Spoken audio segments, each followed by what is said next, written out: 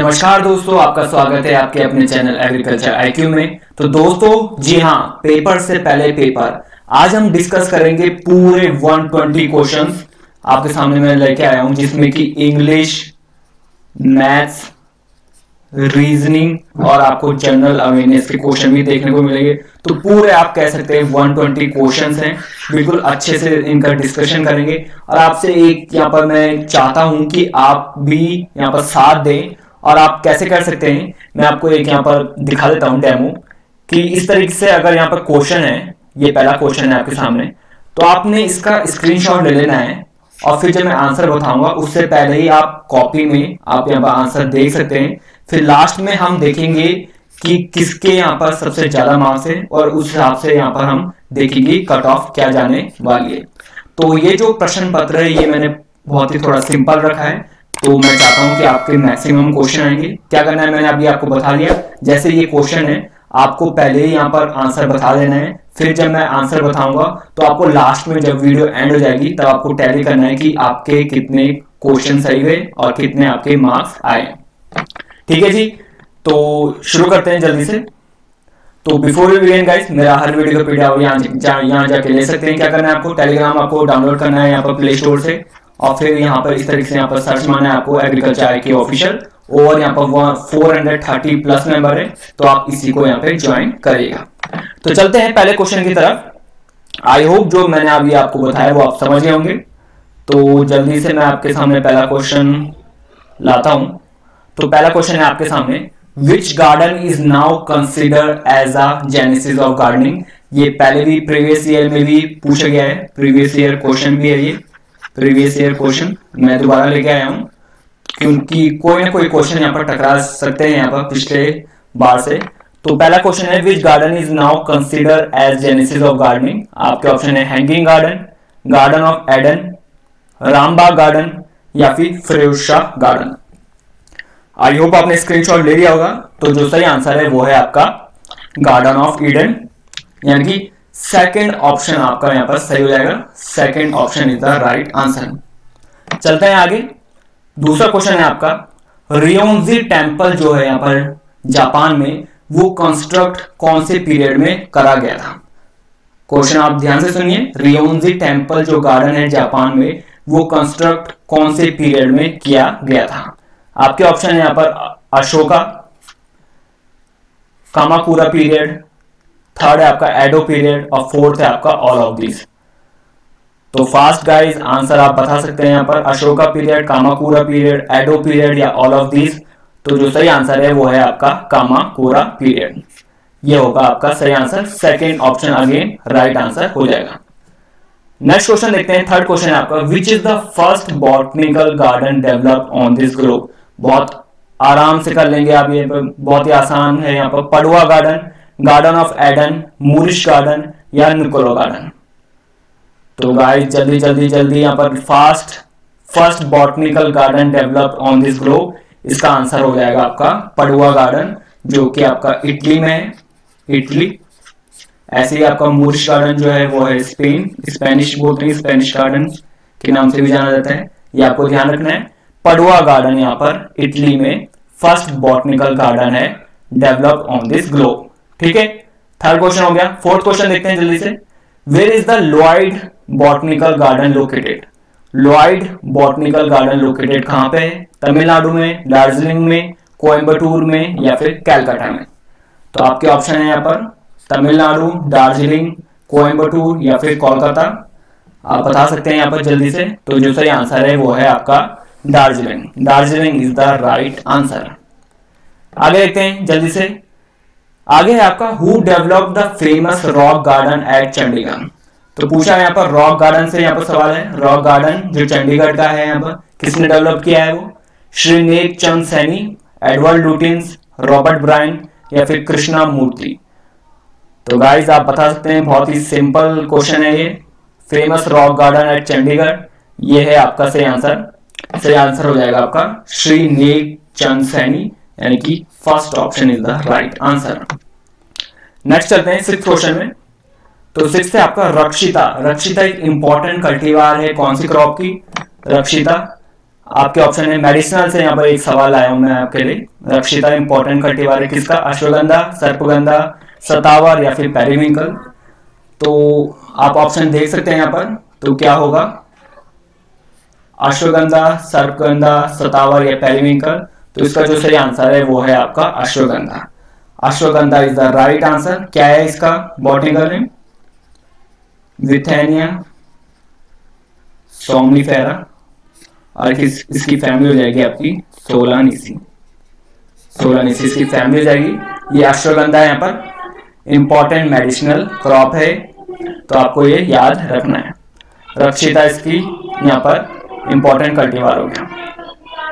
7th question है यहाँ पर, who gave the concept of cottage garden? तो कॉटेज गार्डन का कॉन्सेप्ट किसने दिया था? ये भी आपको पता होना चाहिए, बहुत सिंपल सवाल है। विलियम क्लास, रॉबर्ट ब्राउन, जी शेकेल या फिर डेनिस क्रेग। तो जो सही आंसर है वो है आपका G shekel. G shekel is the right answer. Third option is the right answer. Third यहाँ पर सही हो जाएगा। कॉटेज गार्डन कॉन्सेप्ट किसने दिया था? जी शेकेल ने। नेक्स्ट क्वेश्चन है आपका 8th question, which among the following is not the type of Japanese garden? तो इनमें से यहाँ पर कौन सा टाइप नहीं है जैपनीज गार्डन का, ये आपको बताना है। Fancy garden, sand garden, tea garden या ट्री गार्डन। तो इसका सिंपल सी लॉजिक मैंने आपको बताया था।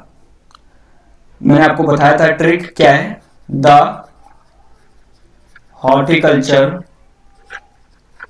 Film festival state Poona. इस तरीके से मैंने बताया था आपको, जैसे कि टी गार्डन हो जाएगा, टी से एच हिल गार्डन, फैंसी गार्डन, फिर एक और एच से यहाँ पर मैं यहाँ पर थोड़ा भूल रहा हूँ, आप बता सकते हैं, फिर एच से आपका सैंड गार्डन, फिर पी से आपका एक और है। तो इस तरीके से आपको याद करना था। ये यहाँ पर 6 है, तो इस तरीके से आप यहाँ पर याद कर सकते हैं, जिसमें कि फैंसी गार्डन यहाँ पर बिल्कुल यहाँ पर पार्ट है, सैंड गार्डन भी पार्ट है, टी गार्डन भी पार्ट है, पर यहाँ पे ये ट्री गार्डन ये कोई नहीं होता है, तो ये आपका रॉन्ग हो जाएगा। तो जो सही आंसर है यही है, ट्री गार्डन। तो इससे आप यहाँ पर ट्रिक बनाइए मैंने, horticulture, the horticulture film festival state Poona. तो इस तरीके से आप यहाँ पर याद कर सकते हैं। वैसे 6 हैं, तो आप नॉर्मली भी इंडिविजुअल टू इंडिविजुअल है ये कैसे आप याद करते हैं, तो मैंने अभी आपको ये ट्रिक बता दी है, आप इसे भी यूज कर सकते हैं। नेक्स्ट क्वेश्चन है आपका 9th क्वेश्चन, सैंड गार्डन। ये यहाँ पर माफी चाहूंगा, ये सैंड है, तो sand garden is also known है। सैंड गार्डन को और क्या कहते हैं हम? रियोंजी, रोजी निवा, रथाई सेकी या सोतो रोजी। तो जो सही आंसर हो जाएगा वो है आपका रियोंजी। रियोंजी इज द राइट आंसर। ये first option is the right answer. आगे चलते हैं जल्दी से। तो आगे क्वेश्चन है, नेशनल फ्लावर पूछा है यहाँ पर जापान का, तो इससे भी क्वेश्चन बन सकता है। नेशनल फ्लावर आपको यहाँ पर चाइना का 3-4 का आपको यहाँ पता होना चाहिए। एक चाइना का हो गया आपको, एक इंडिया का और एक जापान का, इससे यहाँ पर सवाल बन सकते हैं। तो नेशनल फ्लावर पूछा है जापान का, कौन सा है? नार्सिसिस, कार्नेशन, क्राइसैंथेमम या रोज। तो जो सही आंसर है वो है आपका chrysanthemum. Chrysanthemum is the right answer. Next है 11th question, which was the first rose cultivar developed in the world? Again बहुत इंपॉर्टेंट है, यट बहुत आसान क्वेश्चन है। कौन सा रोज कल्टीवार डेवलप हुआ था वर्ल्ड में सबसे पहले? La France, doctor S D. Mukherjee, B P Pal या फिर विविड। तो फर्स्ट ऑफ ऑल पहले तो हम यहाँ पर ये एलिमिनेट कर लेंगे, ये कोई यहाँ पर वैरायटी नहीं है रोज की। तो आपके पास यहाँ पर 3 ऑप्शन हो गए। एस.डी. मुखर्जी भी यहाँ पर नहीं आएगा और बीपी पाल भी नहीं आएगा। जो सही आंसर है वो आएगा ला फ्रांस। ला फ्रांस है यहाँ पर पहली यहाँ पर रोज कल्टीवार जो कि वर्ल्ड में डेवलप हुई थी। Again A option is the right answer. Next question है आपका 12th क्वेश्चन है, what is the family of कुटकी? अगेन मेडिसिनल से यहाँ पर सवाल है। कुटकी की यहाँ पर फैमिली पूछी है यहाँ पर, बुर्सेरेसी, सोलेनेसी, प्लांटेजेनेसी या फैबिएसी। तो फर्स्ट ऑफ ऑल कुटकी आंसर आपने देखी होगी, इसको बोलते हैं पिकोराइजा, पिकोराइजा मुरम, ये इसका बॉटनिकल नेम पिकोराइजा मुरम। और यहाँ पर फैमिली की अगर मैं बात करूं तो इसकी फैमिली है आपकी प्लांटेजेनेसी। प्लांटेजेनेसी इसकी यहाँ पर फैमिली हो गई। Third option is the right answer. Next देखते हैं। नेक्स्ट क्वेश्चन है 13th क्वेश्चन, अगेन यहाँ पर मेडिसिनल से। जिनसेंग, जो जिनसेंग है यहाँ पर जिनसेंग, ये जिनसेंग इज डिराइव्ड फ्रॉम जैनशेन। यहाँ पर ये जैनशन से लिया गया वर्ड है जिसका मतलब क्या है, जिनसेंग इज ड्राइव फ्रॉम जैनशन, जिसका मतलब क्या है, विच मीन्स, तो आपको ये बताना है माउंटेन, सी, मैन शेप्ड रूट या ऑडली फ्रूट। तो ये अगेन इंपॉर्टेंट है, ये जो वर्ड है जैनशन जिसका मतलब है मैन शेप्ड रूट। तो ये भी पूछा जा सकता है क्वेश्चन में, अगर ये नहीं दिया होगा, जैसे ये जो ये है ये बिल्कुल नहीं दिया होगा, ये भी दिया जा सकता है, which crop is act as a man shaped root. इस तरीके से सवाल आ सकता है जिसका आंसर हो जाएगा आपका क्या, ginseng. Ginseng is the right answer, ये आपको पता होना चाहिए। तो मैन शेप्ड रूट होता है मतलब जैनशन का। ठीक है जी, आगे बढ़ते हैं, नेक्स्ट क्वेश्चन में बढ़ते हैं। 14th क्वेश्चन है, where is the international bougainvillea registration centre located. तो पूछा है इंटरनेशनल बोगनविलिया से पूछा है सवाल कि इंटरनेशनल बोगनविलिया रजिस्ट्रेशन सेंटर कहां लोकेटेड है, बेंगलोर, हैदराबाद, चेन्नई या दिल्ली। तो जो सही आंसर है वो है आपका IARI दिल्ली में। अगर पूछा जाए यहाँ पर बोगनविलिया से सवाल कि अभी तक कितने कल्टीवार यहाँ पर डेवलप हो चुके हैं बोगनविलिया में, तो आपका आंसर हो जाएगा 150 कल्टीवार। ये भी आपको पता होना चाहिए, 150 कल्टीवार। तो गाइज अगर आपको अच्छा लग रहा है सेशन तो लाइक शेयर करके जरूर जाइएगा, अगर आप नए चैनल में तो सब्सक्राइब करके जरूर जाइएगा और ऑल नोटिफिकेशन आप दबा दीजिए। नेक्स्ट देखते हैं 15 क्वेश्चन, बेगम सिकंदर, ये इंपॉर्टेंट है, is the popular variety of bougainvillea is the cross between. तो यहाँ पर मैं इंपॉर्टेंट लगा देता हूं, तो ये हो जाएगा इंपॉर्टेंट, बेगम सिकंदर पॉपुलर वेराइटी है बोगनविलिया की, ये क्रॉस किसका है, डॉक्टर बीपी पाल इनटू प्रिंसेस मार्गरेट रोज, बीपी पाल जेनिफर फनी का, बीपी पाल मिसेस चीको का, या इनमें से कोई नहीं। तो बेगम सिकंदर जो है वो है क्रॉस आपका डॉक्टर बीपी पाल और जेनिफर फनी का, ये आपको याद रखना है। नेक्स्ट देखते हैं, नेक्स्ट है आपका which of the following is not the cultivar of bougainvillea, Archana, Shweta, Nirmal या मागी। तो आपको ये देखना है कि अर्चना, श्वेता और निर्मल ध्यान से यहाँ पर बोगनविलिया की वैरायटी है। ये चूंकि मेरे को पता है इससे मैं बता पा रहा हूं, तो आपको ये याद होना चाहिए कि अब यहाँ पर सवाल ऐसे नहीं आएंगे कि पूछा जा सकता है कि अर्चना यहाँ पर वैरायटी किसकी है। ये थोड़ा यहाँ पर इजी होता है बजाय इसके कि अगर आप क्वेश्चन ये दे दें कि इनमें से कौन सा कल्टीवार नहीं है बोगनविलिया का। इसमें आपको यहाँ पर सारे आपको याद करने पड़ेंगे अगर आपको यहाँ पर क्वेश्चन आपको सॉल्व करना है। तो ऐसे ही पूछा है विच of the following is not the cultivar of bougainvillea, तो आपका जो सही आंसर है वो है आपका मागी। मागी यहाँ पर जो कल्टीवार है बोगनविलिया का नहीं, ये एक क्राइसैंथेमम का कल्टीवार है मागी। ठीक है, याद रहेगा, बहुत अच्छे। नेक्स्ट देखते हैं 17 क्वेश्चन है, स्वामी विनय नंदा, ये जो ब्रीडर है किससे रिलेटेड है, डहेलिया, ग्लैडियस, रोज या कार्नेशन। तो जो सही आंसर है वो है आपका dahlia. Dahlia is the right answer, dahlia आपका राइट हो जाएगा, first option is the right answer. Next देखते हैं 18 question, thornless rose root stock was developed at. तो थॉर्नलेस वैरायटी ना पूछ के यहाँ पर पूछा गया है कि जो वैरायटी है वो डेवलप किया कहां था, IRI, NBRI, IIHR या BARC। तो जो सही आंसर है वो है आपका IIHR। IIHR यहाँ पर सही आंसर हो जाएगा, third option is the right answer. ठीक है जी, नेक्स्ट क्वेश्चन में चलते हैं। रजत रेखा यहाँ पर म्यूटेंट कल्टीवार है किसका, डहेलिया, ट्यूबरोज, रोज या पोर्टुलाका। बहुत इंपॉर्टेंट क्वेश्चन है यहाँ पर, बहुत इंपॉर्टेंट क्वेश्चन है। रजत रेखा म्यूटेंट कल्टीवार है किसका है, ट्यूबरोज का। Tuberose is the right answer. आगे देखते हैं, floribunda cultivar of rose is also used as cut flower. कौन सा है जो फ्लोरिबंडा कल्टीवार है, आपको पता होगा, बहुत सारे हैं यहाँ पर, टी है जैसे और बहुत से हैं यहाँ पर, मिनिएचर है जैसे, जो ऐसे यहाँ पर फ्लोरिबंडा एक कल्टीवार है रोज का। तो जो फ्लोरिबंडा कल्टीवार है रोज का जो कि कट फ्लावर के तौर पे भी यूज हो सकता है, कौन सी वैरायटी है, शोला, रोज, शरबत, सिंदूर या मोहिनी, ये आपको याद रखना है, ये है आपका Sindoor. Third option is the right answer.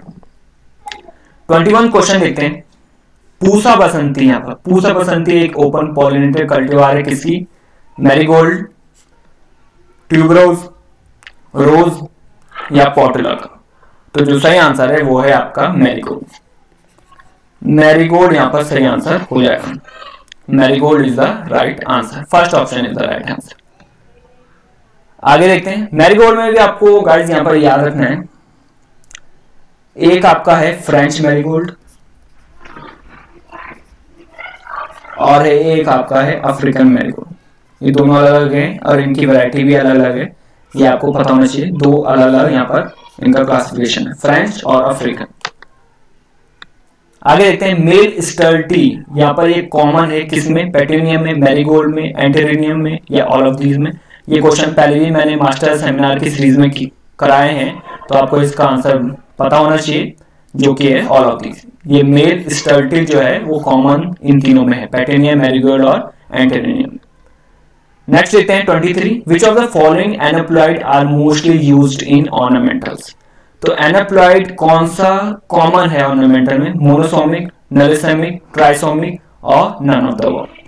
तो आपको ये पता होंगे, ये हॉर्टिकल्चर का भी सवाल है, ये जो मैं बोल रहा हूँ ट्राइसोमिक, मोनोसोमिक, आपने ऐसे, आई एम श्योर आपने ये ऐसे देखा होगा, 2n, 2n-2, 2n+2 ऐसे करके, ये सारे जो हैं ये मोनोसोमिक, नलिसोमिक, ट्राइसोमिक कहलाते हैं। तो ऐसे ही जो कॉमन है यहाँ पर ऑर्नामेंटल में कौन सा एनाप्लॉइड है, वो है आपका trisomic. Trisomic is the right answer, third option is the right answer. आगे देखते हैं 24th क्वेश्चन, जो कि है डॉक्टर अब्राहम। ये यहाँ पर ब्रीडर हैं, किससे रिलेट करते हैं डॉक्टर अब्राहम? रोज से, ऑर्चिड से, जैस्मीन, ऑल ऑफ दीज। ये अगेन मैंने कराया है यहाँ पर क्वेश्चन मास्टर सेमिनार में, तो उसका जो सही आंसर हो जाएगा वो है आपका orchid. Orchid is the right answer. 25th question है आपका, who of the following is associated with the breeding of orchids in India? Again orchid से सवाल है आपका कि इनमें से कौन से यहाँ पर जुड़े हैं ऑर्चिड से? एसएस नेगी, एसपीएस राघव, फौजा सिंह या केएल चड्ढा? तो जो सही आंसर है वो है आपका फौजा सिंह। फौजा सिंह ये एक रिनाउंड यहाँ पर ब्रीडर है, रिनाउंड ब्रीडर जो कि जुड़े हैं आपके ऑर्चिड से, ये भी आपको पता होना चाहिए। नेक्स्ट है आपका फ्लोरिबंडा जो रोज है वो हाइब्रिड है किन किन का? हाइब्रिड परपेचुअल टी रोज, हाइब्रिड टी परपेचुअल पॉलिएंथस, रोजा चाइनेंसिस, रोजा मॉस्काटा या इनमें से कोई नहीं। तो ये इंपॉर्टेंट बन जाता है, सारे ही आपके इंपॉर्टेंट हैं, जितने भी रोज के जो कल्टीवार हैं अगर वो क्रॉस हैं तो अपने आप में इंपॉर्टेंट है, क्योंकि रोज प्राइम यहाँ पर फ्लावर है, इंपॉर्टेंट है। तो इससे जुड़े हुए पिछले साल भी यहाँ पर 5 से 6 question, I am not sure, आप बता सकते हैं, 5 से 6 क्वेश्चन यहाँ पर रोज के सीधे सीधे तौर पे पूछे गए थे। तो उसी हिसाब से मैंने रोज के थोड़े ज्यादा क्वेश्चन लाए यहाँ पर। जो फ्लोरिबंडा है रोज की, वो हाइब्रिड किस किस का है? हाइब्रिड टी और परपेचुअल पॉलिएंथस। तो आपका जो सही आंसर है वो है आपका सेकंड। नेक्स्ट है आपका 27, फॉर्मूला ऑफ कॉल्चिचिन। तो ये कॉल्चिचिन जो है यहाँ पर एक ड्रग है, मेडिसिनल से मैंने यह सवाल उठाया है। तो ये एक ड्रग है, पेन के लिए यहाँ पर दिया जाता है। तो पूछा यहाँ पर फॉर्मूला, पूछा यहाँ पर कॉल्चिचिन का, C22H25O6N, C12H550O12N, C12H23O3N या C48H10H100O8N।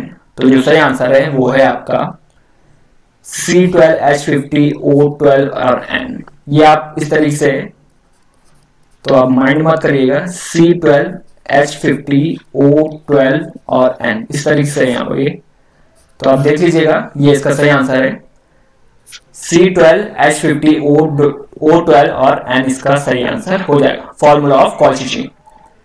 नेक्स्ट है आपका 28, तो बेंट नेक ये एक डिसऑर्डर है किस क्रॉप का? बेंट नेक इंपॉर्टेंट है आपका, बेंट नेक पूछा गया है पिछली बार नहीं, ये नेट का सवाल है तो इंपॉर्टेंट बन जाता है अपने आप में। बेंट नेक कॉमन डिसऑर्डर है यहाँ पर, बहुत आराम से आप कर लेंगे। रोज, कार्नेशन, ग्लैडियलस या ऑर्चिड? तो जो सही आंसर है वो है आपका रोज इसका यहाँ पर सही आंसर हो जाएगा। आगे देखते हैं 29th question, when did carnation was introduced in India? तो कार्नेशन कब इंट्रोड्यूस हुआ था इंडिया में? 54, 83, 80 या 1994? तो जो सही आंसर है वो है आपका 1980। 1980 इसका सही आंसर हो जाएगा। नेक्स्ट है आपका what is the ideal soil for growing carnation? Ideal soil पूछिए ग्रोइंग कार्नेशन के लिए, सैंडी लोम, सिल्ट, एलुवियल सॉइल या ऑल ऑफ दीज? तो जो सही आंसर है वो है आपका सैंडी लोम। सैंडी लोम इसका यहां पर सही आंसर हो जाएगा। First option is the right answer. Next है आपका where is the Indian institute of Ayurveda located? जी हाँ, ऐसे भी सवाल आपको देखने को मिल सकते हैं। Indian institute of Ayurveda located कहाँ है? कोयम्बटूर में, गुजरात में, दिल्ली में या लखनऊ में? तो इंडियन इंस्टीट्यूट ऑफ आयुर्वेदा ये लोकेटेड है आपका कोयम्बटूर। ये है आपका कोयम्बटूर में, ये आपको याद रखना है। ऐसे ही आपको यहाँ पर याद रखना है जैसे सीमैप हो गया, central institute of medicine and aromatic plant, NRCMF हो गया आपका, ऐसे Indian institute of horticulture research. ये कॉमन चीजें हैं जो यहाँ पर इंस्टीट्यूट वो आपको पता होना चाहिए। आप कह नहीं सकते कि कौन सा क्वेश्चन आप DDA में देख सकते हैं, तो ऐसे भी क्वेश्चन आपको देखने को मिल सकते हैं। जैसे आपका और चीज हो गई आपका अपेडा किससे रिलेटेड है, ये आपको पता होना चाहिए। और भी है जैसे BIS है, ये आपको सारी चीजें आपको पता होना चाहिए। नेक्स्ट क्वेश्चन है आपका 32 विच of the following is not the cultivar of chrysanthemum? इनमें से कौन सा कल्टीवार नहीं है क्राइसैंथेमम का? मागी, फुअर, ज्वाला और ग्रैंड काला? तो जो सही आंसर है वो है आपका ग्रैंड काला। ये आई थिंक ये एक रोज की कल्टीवार है, आई एम नॉट श्योर, आप बता सकते हैं। पर जो ग्रैंड काला है शायद ये रोज की वैरायटी है, तो ये आपका सही आंसर है। और बाकी सारे जो है आपका मागी या भी मैंने आपको बता दिया, ये आपका क्राइसैंथेमम की वैरायटी है। नेक्स्ट है आपका 33 what is the optimum yield of spray chrysanthemum? जैसे कि आपको पता है जो क्राइसैंथेमम है यहाँ पर 3 क्लासिफिकेशन है इसके, तो उसमें से एक है आपका स्प्रे।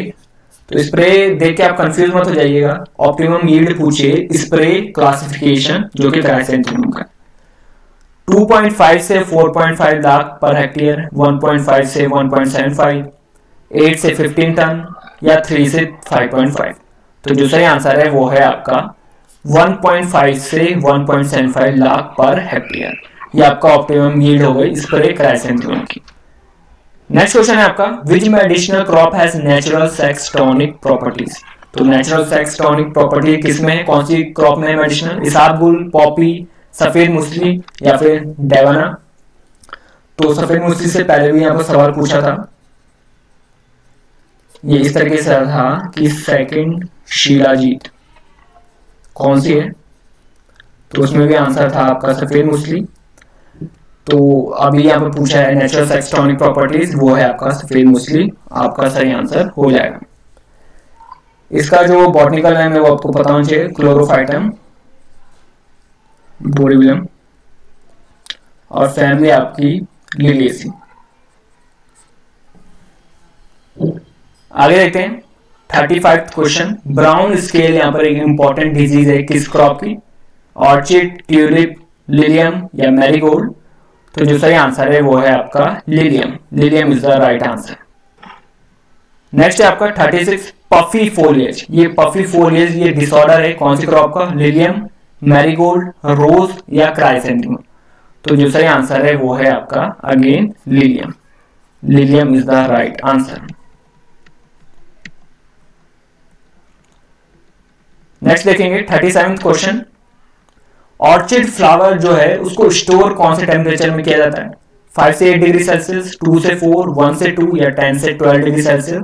तो जो सही आंसर है वो है आपका 5 से 8 डिग्री सेल्सियस। फर्स्ट ऑप्शन यहाँ पर सही आंसर हो जाएगा। नेक्स्ट है 38 जरबेरा जो है यहाँ पर वो नेटिव है कौन से कंट्री का या फिर जगह का? ऑस्ट्रेलिया, साउथ अफ्रीका, इंडियन या बांग्लादेश? जो सही आंसर है वो है आपका साउथ अफ्रीका। साउथ अफ्रीका अगर ऑप्शन में एशिया का भी रीजन थोड़ा आया तो वो भी आप सही मार्क कर सकते हैं। साउथ अफ्रीका, एशिया यहाँ पर सही आंसर हो जाएगा। 39 क्वेश्चन है जीना एक इंपॉर्टेंट एक्सपोर्ट कल्टीवार है किसका? ट्यूलिप का, कार्नेशन, जरबेरा या मैरीगोल्ड का? तो इंपॉर्टेंट एक्सपोर्ट कल्टीवार है जीना, वो है आपका जरबेरा का। Gerbera is the right answer. Next है 40th क्वेश्चन। गुलकंद, गुलकंद जो है यहाँ पर वो प्रिपेयर किया जाता है रोज पेटल को और शुगर को मिक्स करके, उसका रेशियो पूछा है आपसे, कौन सा रेशियो होना चाहिए, 1:1, 2:1, 1:2 या 1:3। तो जो सही आंसर है वो है आपका 1:1, यानी कि आपका पहला जो ऑप्शन है वो सही हो जाएगा। नेक्स्ट है 41, what is the botanical name of the giloy. तो गिलोई का बॉटनिकल नेम पूछा है, मेडिसिनल से यहाँ पर सवाल है, बैकुपा मोनेरी, टीनोस्पोरा कॉर्डिफोलिया, पिकोराइजा कुरोआ या सोसोरिया कॉस्टस। तो जो सही आंसर है वो है आपका टीनोस्पोरा कॉर्डिफोलिया। बॉटनिकल जो नेम वाले क्वेश्चन है आप उसमें एलिमिनेशन यहाँ पर लगा सकते हैं, सिंपल तौर पे एलिमिनेशन बहुत अच्छा रहता है। जैसे कि मैंने अभी आपको बताया था आपको कि पिकोराइजा कुरोआ यहाँ पर ये कुटकी का है, तो आप इसे यहाँ पर कैंसिल कर सकते थे, ये पूरा कैंसिल हो जाएगा। ऐसे ही सोसोरिया कॉस्टस का है या किसी और का है, ये आप देख लीजिएगा। ऐसे आप एलिमिनेशन करके आप एक जो ऑप्शन है वो बचा हो वही आपका आंसर हो सकता है। ऐसे भी आप यहाँ पर कर सकते हैं अगर आपको पता है सारे बॉटनिकल नेम। नेक्स्ट है आपका question, how tuberose is commercially propagated. 42 question है यहाँ पर, बल्ब्स के कटिंग, ग्राफ्टिंग या नन ऑफ दीज। जो सही आंसर है वो है आपका बल्ब्स। तो बल्ब्स इसका सही आंसर हो जाएगा, bulbs is the right answer. 43 question है, dash dried flowers are used for making greeting cards. तो कौन से यहाँ पर फ्लावर्स हैं जिनके द्वारा ग्रीटिंग कार्ड्स बनाए जाते हैं, एयर, एम्बेडेड, प्रेस या फ्रीज। ये इंपॉर्टेंट सवाल है यहाँ पर। तो जो सही आंसर है वो है आपका प्रेस। प्रेस ड्राइड फ्लावर्स हैं यहाँ पर जिनके जरिए ग्रीटिंग कार्ड्स बनाए जाते हैं। नेक्स्ट है आपका 44th, बेंट नेक यहाँ पर जो रोज में होता है ये कॉमन है यहाँ पर। कब कॉमन है, जब ग्रोन किया जाता है, जो रोज ग्रो किया जाता है कौन सी लाइट इंटेंसिटी में। मैं दोबारा पढ़ लेता हूं आपके लिए। जो बेंट नेक यहाँ पर डिसऑर्डर है रोज का, वो बहुत ही कॉमन हो जाता है कब, जब जो रोज है वो कौन सी लाइट इंटेंसिटी में ग्रो किया जाता है, हाई में, मीडियम में, लो में या एट एनी। तो इसका जो सही आंसर है वो है आपका लो। जब आप लो में यहाँ पर ग्रो करते हैं रोज के उसको, तो बेंट नेक जो डिसऑर्डर है वो बहुत ही ज्यादा कॉमन हो जाता है, ये आपको याद रखना है, लो।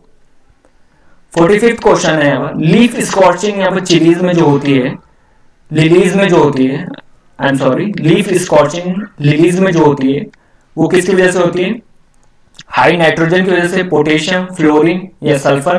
तो जो सही आंसर है वो है आपका फ्लोरीन। तो फ्लोरीन की वजह से यहाँ पर लिलीज में लीफ स्कॉर्चिंग होती है। नेक्स्ट है आपका सुगंधा हाइब्रिड 8, ये पॉपुलर वैरायटी है किसकी, वेटिवर की, वनीला की, एकेनाइट की या बेलाडोना। तो जो सही आंसर है वो है आपका vetiver. Vetiver is the right answer. ये मेडिसिनल से सवाल है तो ये भी आपको पता होना चाहिए, मेडिसिनल। 47th क्वेश्चन है, सुवासनी, ये इंपॉर्टेंट कल्टीवार है अगेन। सुवासनी किसका है, ट्यूबरोज, चाइनेस्टर, कार्नेशन या रोज का। तो जो सही आंसर है वो है आपका tuberose. Tuberose is the right answer, Suvasini. आगे है आपका 48th, how much rose flowers are required to extract 1 litre rose oil. तो कितना रोज फ्लावर यहाँ पर चाहिए रहता है 1 लीटर रोज ऑयल के लिए, 10 टन, 2 to 3 टन, 3 से 5 टन या 4 से 6 टन। तो जो सही आंसर है वो है आपका 3 से 5 टन। तो आप देख सकते हैं यहाँ पर 3 से 5 टन आपको फ्लावर्स चाहिए रहते हैं 1 लीटर रोज ऑयल के। तो बहुत ही ताज्जुब की बात है ये। तो बहरहाल हम देखते हैं 49th क्वेश्चन है यहाँ पर, मामे जो बोनसाई है वो ग्रोन कौन सी हाइट तक जाता है, ये 6 से 12 इंच, 12 से 24, 2 से 6 या नन ऑफ दिस।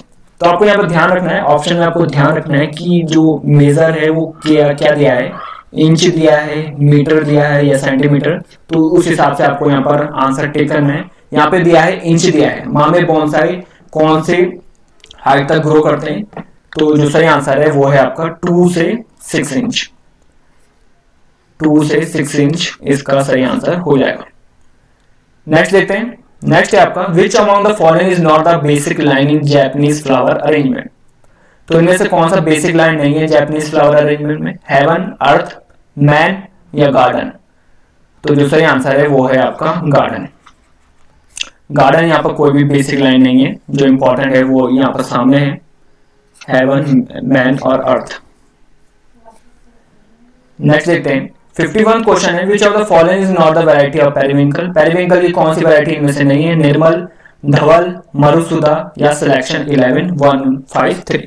तो उसमें भी आप यहाँ पर एलिमिनेशन लगा सकते हैं। मैंने आपको बहुत ही डिस्क्रिप्ट में बताया था आपको कि जो पेरिविंकल है की वैरायटी है उसमें निर्मल, धवल और यहाँ पर सिलेक्शन 11 1 5 3 ये इंपॉर्टेंट है। ये तीन वैरायटी मैंने आपको बताई थी, निर्मल, धवल और सिलेक्शन 1 1 5 3।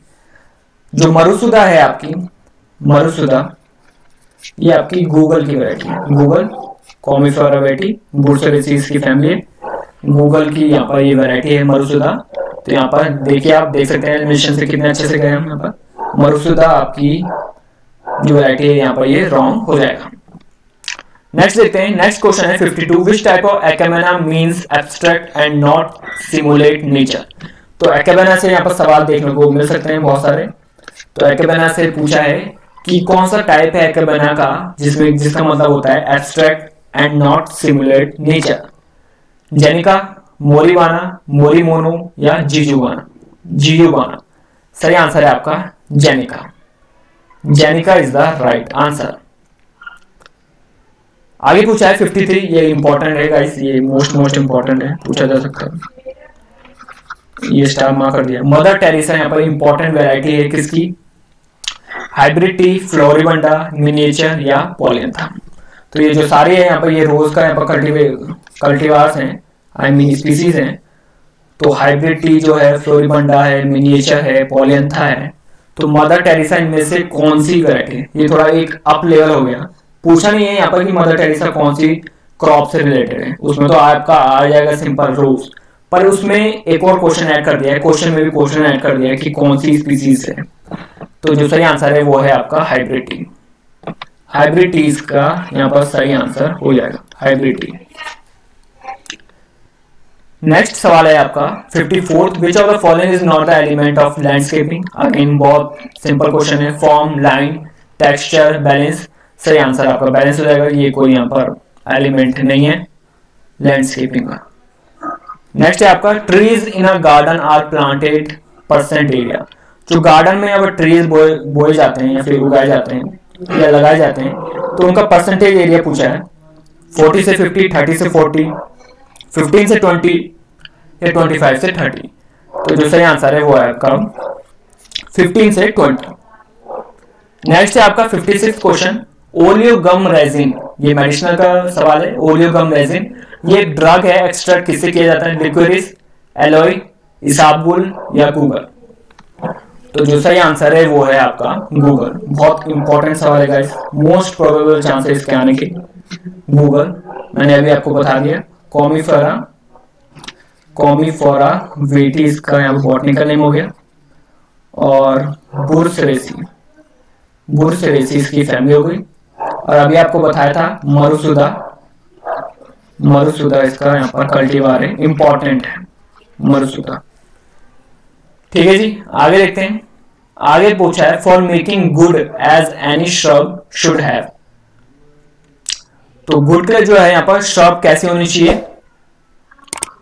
डेंस ब्रांचिंग होनी चाहिए, उसमें कोई ग्रोथ होनी चाहिए, टॉलरेंट होना चाहिए रिपीटेड ट्रिमिंग से, या ऑल ऑफ द अबव। तो मैं आपको क्वेश्चन समझा देता हूं। कोई भी श्रब यहाँ पर गुड कब मानी जाती है? जब उसमें बहुत ही घनत्व वाली ब्रांचिंग हो, ये जैसे डेंस ब्रांचिंग है, यहाँ पर बहुत जल्दी ग्रोथ होनी चाहिए और टॉलरेंट होनी चाहिए और रेजिस्टेंट होनी चाहिए और ट्रिमिंग से। और जो next option all of the above. तो आप देख सकते हैं यहाँ पर तीनों ही ऑप्शन यहाँ पर मैच कर रहे हैं, तो ऑल ऑफ द अबव हम यहाँ पर लगा के हट जाएंगे। नेक्स्ट है आपका 58, which is planted as tall ornamental hedge. तो प्लांट जो टॉल ऑर्नामेंटल है यहाँ पर जो प्लांट कर सकते हैं हम, उसका यहाँ पर एग्जांपल पूछा है। ऑप्शन में आप देख सकते हैं पॉलियंथा लॉगिफोलिया, पुट्रांजवा, रॉक्सबर्गी, थूजा ओरिएंटलिस या फिर ऑल ऑफ द अबव। तो ये सारे यहाँ पर टॉल ऑर्नामेंटल हैं, तो इसलिए अगेन हम यहाँ पर ऑल ऑफ द अबव लगा के चले जाएंगे। नेक्स्ट है आपका 59, art of training plants into shapes of different statue birds और एनिमल इज नोन एज। तो क्या कहा जाता है arts of training plants into shapes of different statue birds और एनिमल को? तो बहुत सिंपल है, यहाँ पर एज बिना ऑप्शन के ही आप बता सकते हैं। इसका सही आंसर है आपका टोपेरी। टोपेरी यहाँ पर सही आंसर हो जाएगा।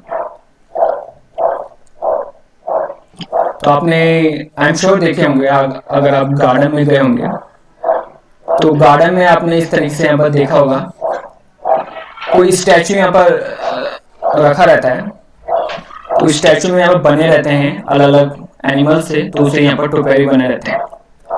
60th क्वेश्चन है विच of the following is popular pot plant in international market? तो इनमें से कौन सा पॉपुलर पॉट प्लांट है इंटरनेशनल मार्केट में? अप्सरा, पोएसेंटा, क्रोजेंड्रा या हिबिस्कस? तो जो सही आंसर है वो है आपका पोएसेंटा। पोएसेंटा यहाँ पर सही आंसर हो जाएगा।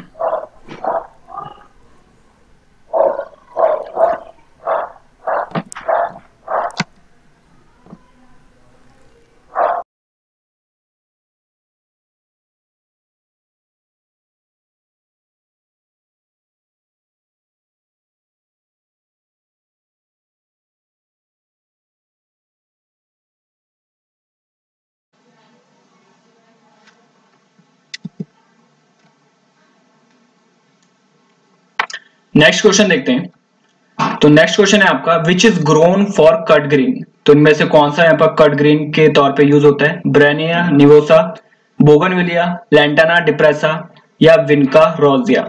तो जो सही आंसर है वो है आपका ब्रेनिया निवोसा। यहाँ पर फर्स्ट ऑप्शन यहाँ पर सही आंसर हो जाएगा।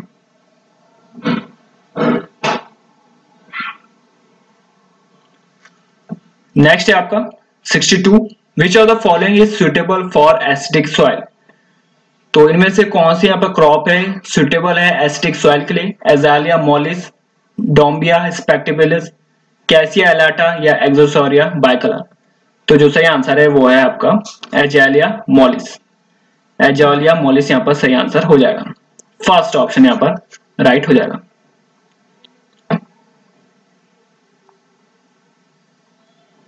नेक्स्ट है आपका 63 दिन का राजा।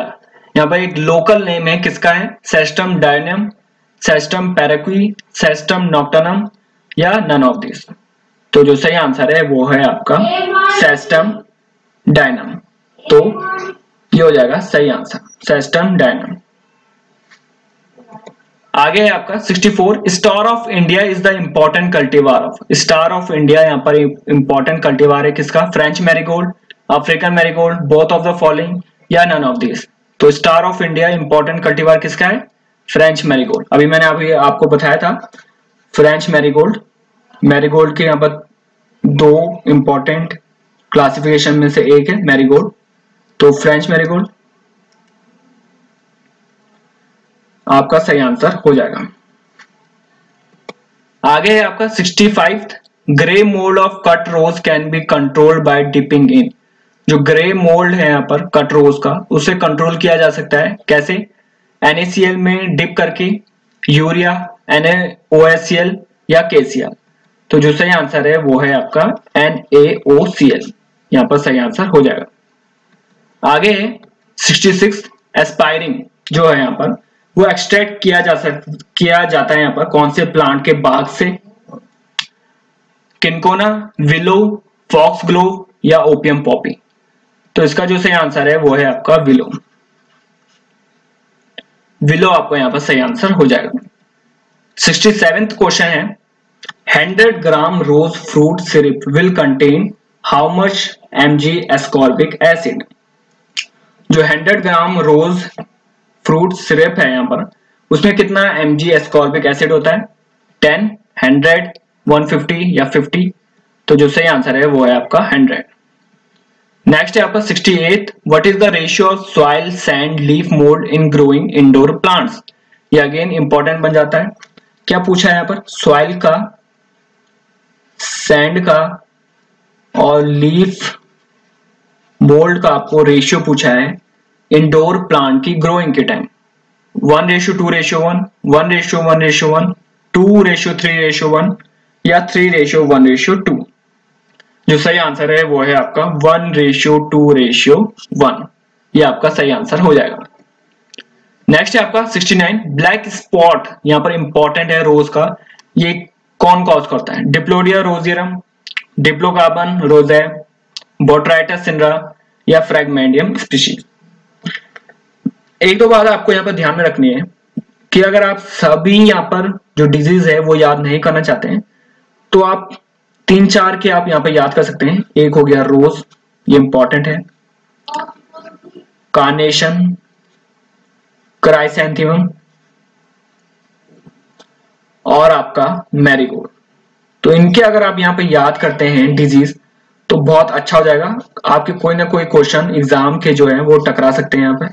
रोज, कार्नेशन, क्राइसैंथेमम, मैरीगोल्ड। अगर आप यहाँ पे बहुत ज्यादा बल्कि हो रहा है सिलेबस तो इनके आप अगर आप करके चले जाइए तो बहुत आसानी हो जाएगी। तो इसका जो सही आंसर है ब्लैक स्पॉट वो है आपका डिप्लोकार्बन रोजाए। नेक्स्ट है आपका 70th, which of the crop is known as Bengal queens. तो इनमें से कौन सी क्रॉप है यहाँ पर बंगाल क्वींस के नाम से जाना जाता है? बेल, आंवला, फॉक्स ग्लोव या अश्वगंधा।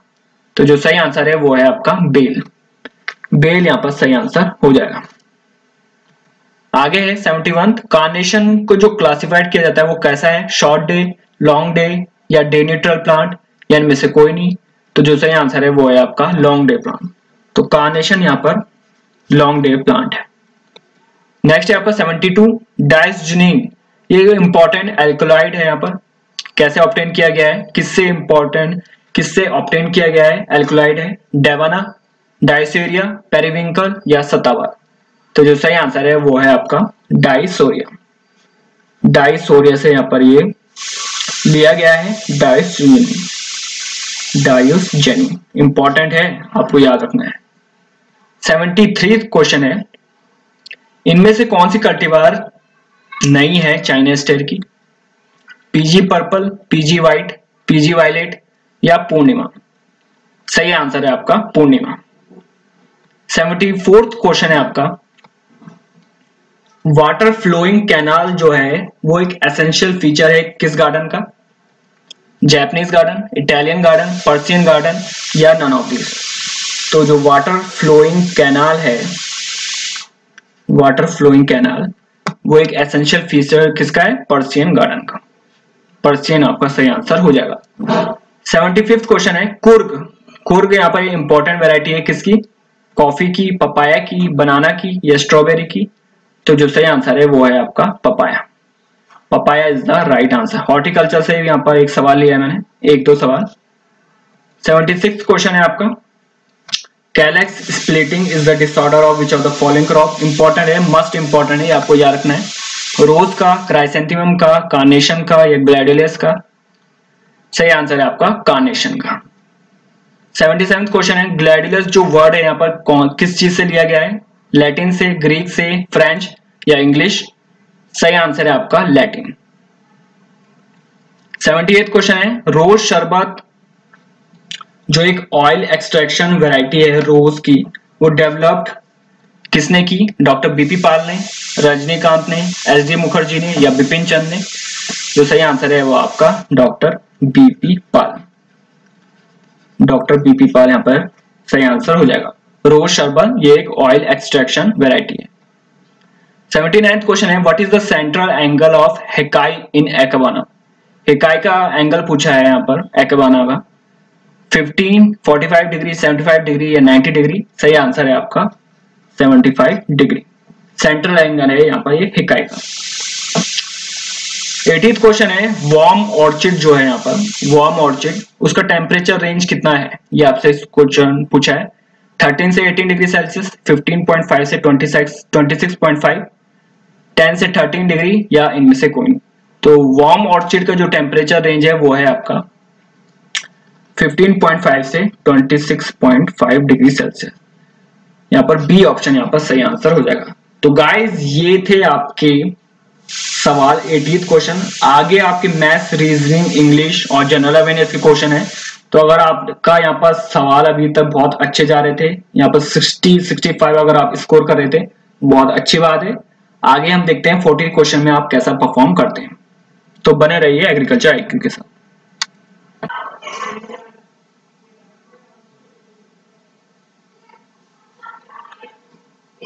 तो गाइस अब चलते हैं यहाँ पर मैथ्स के सवालों में इंपॉर्टेंट 40 क्वेश्चन देखते हैं। ये आपका डिसाइड करेगा कि आपका सिलेक्शन होगा या रिजेक्शन। तो इंपॉर्टेंट 40 सवाल हैं, देख लेते हैं। पहला है आपका अर्थमेटिक से, तो इसको मैं रब करता हूं। पहला है आपका अर्थमेटिक से, क्या बोला है, किसी परीक्षा में 60% बच्चे मैथ्स में पास होते हैं, 70% इंग्लिश में पास होते हैं, 50% दोनों में पास होते हैं और 40 फेल होते हैं। तो टोटल स्टूडेंट बताना है। बहुत सिंपल है, यहाँ पर वेन डायग्राम से जाएंगे हम। क्या बोला है, ये सारे जो बच्चे हैं वो होते हैं 60% मैथ्स में, ठीक है, एम लिख दिया हमने। कलर चेंज करते हैं हम। तो कलर अगर हम चेंज करेंगे तो ये जो रेड वाला भाग है ये आप देख सकते हैं, रेड वाला भाग ये पूरा, ये है आपका इंग्लिश में 70% इंग्लिश में पास हुए। जो ये बीच वाला भाग है इसको मैं दूसरे कलर से आपको शो करता हूं। तो जो ये बीच वाला भाग है ये आप देख सकते हैं, बीच वाला भाग। तो ये बोला है 50% पास दोनों में हुए।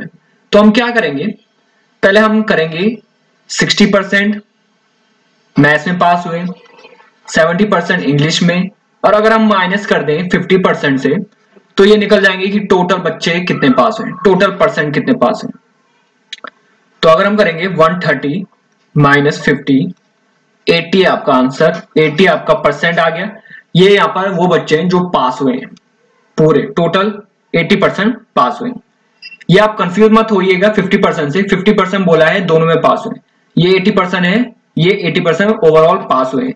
तो यानी कि अगर हम ये कह सकते हैं कि 80% अगर पास हुए हैं सब में, तो यानी कि 20% फेल हुए होंगे। कह सकते हैं हम कि 80% अगर पास हुए हैं तो 20% फेल हैं, और 20% की हमें वैल्यू क्या दे रखी है, 40। अब आपको पता है 100% ओवरऑल जो हम अगर लेट करके अगर हम लेते हैं तो ओवरऑल कितना होता है, 100% होता है। 100% हमें बनाना पड़ता है। तो 20% की हमें अगर वैल्यू दे रखी है, यहाँ पे लिखता हूं मैं आपको, 20% की अगर वैल्यू लिखी है 40, तो अगर हम इसमें इंटू कर देंगे 5 से तो ये 100 हो जाएगा, और 5 से यहाँ पर इंटू करेंगे दोनों साइड तो 200 आपका आंसर आ जाएगा। 200 यहाँ पर टोटल स्टूडेंट हो गए। आपके ऑप्शन दे रखे थे 300, 150, 200, 250, सही आंसर आपका 200 आ गया। आप समझ गए होंगे। अगर आपको थोड़ी भी अगर आप तकलीफ हो रही होगी समझने में तो आप कमेंट में कर सकते हैं, इसकी सेपरेट वीडियो आ जाएगी। नेक्स्ट देखते हैं, 82 क्वेश्चन है। रेशियो बोला है, रेशियो बोला है आपका, number of girls to the number of boys in a town is 90%। If the total number of boys and girls in the town is 190, how many girls are there in the town? बहुत simple question है। Again जाएंगे हम, तो मैं अभी आपको बता देता हूं कैसे करना है। ये थोड़ा हम कलर चेंज कर देते हैं ताकि आपको आसानी हो। तो क्या बोला है, ratio number of girls to boys, यहाँ पर रेशियो दे रखा है, ये है आपका 90%। तो ये कितना हो जाएगा, ये हो जाएगा आपका 100%। अब आप ये मत समझिए कि 90% अगर गर्ल्स दे रखा है तो बॉयज 10% हो जाएंगे, ये ऐसा नहीं करना है आपको। रेशियो बोला है girls to the number of boys, यानी कि girls to number of boys 90% है। 90 जब हम परसेंट बोलते हैं तो नीचे 100 लगाते हैं, ठीक है जी। तो इसको हम कैसे लिख सकते हैं, 9/10 लिख सकते हैं, 0 से 0 कैंसिल। इतना आपको समझ में आ रहा है, 9 से 10 लिख सकते हैं हम, ठीक है, लिख सकते हैं। और टोटल नंबर ही हमें बोला है, टोटल नंबर कितना बोला है हमें कि 190 है। तो अब हम क्या कर सकते हैं, और हमें बोला है गर्ल्स, यानी कि 9/19 इंटू 190, ये हम कर लेंगे और आपका आंसर आ जाएगा 90 यहाँ पर गर्ल्स है। तो एक बार चेक कर लेते हैं हम, आंसर आपका 90 है। क्या किया मैंने, दोबारा से देख लेते हैं। तो हम लेट ले लेते हैं कि लेट हमने माना कि x नंबर ऑफ पर्सन है, तो हमें क्या कहा गया था, 90% गर्ल्स हैं बॉयज के मुताबिक। ये हमने यहाँ पर किया था 90% 100 बॉयज लेंगे। यहाँ पर 9/10 आपका आ गया था, और ये टोटल ही तो है, यानी कि 9x प्लस 10x, ये टोटल ही तो है 19x, और टोटल की हमारी वैल्यू दे रखी थी 190। अब हम यहाँ पर आराम से निकाल सकते हैं, यहाँ पर 9 19x, यहाँ पर 190, यहाँ पर ये कैंसिल आउट हो जाएगा 10 से, और 90 आपका सही आंसर हो जाएगा। आई होप आपको समझ में आ रहा होगा, बहुत अच्छे से मैं आपको समझा रहा हूँ। नेक्स्ट क्वेश्चन देखते हैं, 83 क्वेश्चन है आपका। Among 4 friends A, B, C, D, A is third heaviest among them. C weight is less than only B. Who is fourth among heaviest among them? क्या बोला है? यहाँ पर थोड़ा करेक्शन होगा गाइस, यहाँ पर आप देख लीजिएगा, यहाँ पर फोर्थ लिखा है, फोर्थ। तो क्या बोला है? 4 आपके दोस्त हैं, ये हम यहाँ पर ऐसा लगा देंगे, 4 आपके दोस्त हैं, ए यहाँ पर थर्ड हैवीएस्ट है, यानी कि ए आपका थर्ड हैवीएस्ट हो गया। C weight is less than only B, यानी कि बी आपका ये हो गया, सी यहाँ पर ए की है, C weight is less than only B, only B का है यहाँ पर, बी सबसे छोटा है सी से छोटा सिर्फ एक है। तो आपको यहाँ पर फोर्थ हैवीएस्ट का है, तो आपका आंसर क्या आ जाएगा? डी आपका आंसर है। बहुत सिंपल है, यहाँ पर A B C D option में दे रखा है, डी आपका सही आंसर हो जाएगा। आई होप आपको समझ में आ रहा होगा, बहुत सिंपल सा यहाँ पर सवाल था। क्या बोला था आपको? सबसे पहले आपको ऐसे करना है, यहाँ पर एरो का निशान दे देना है, चाहे आप ऐसे करें या ऐसे करें, दोनों एक ही बात है। तो 4 दोस्त थे, क्या कहा हमने? पहले ही बोल दिया था कि ए थर्ड हैवीएस्ट है, सबसे छोटा, फिर उससे बड़ा, फिर थर्ड हैवीएस्ट, फिर फोर्थ हैवीएस्ट। तो यहाँ पर क्या किया हमने? ए यहाँ पर थर्ड हैवीएस्ट हो गया।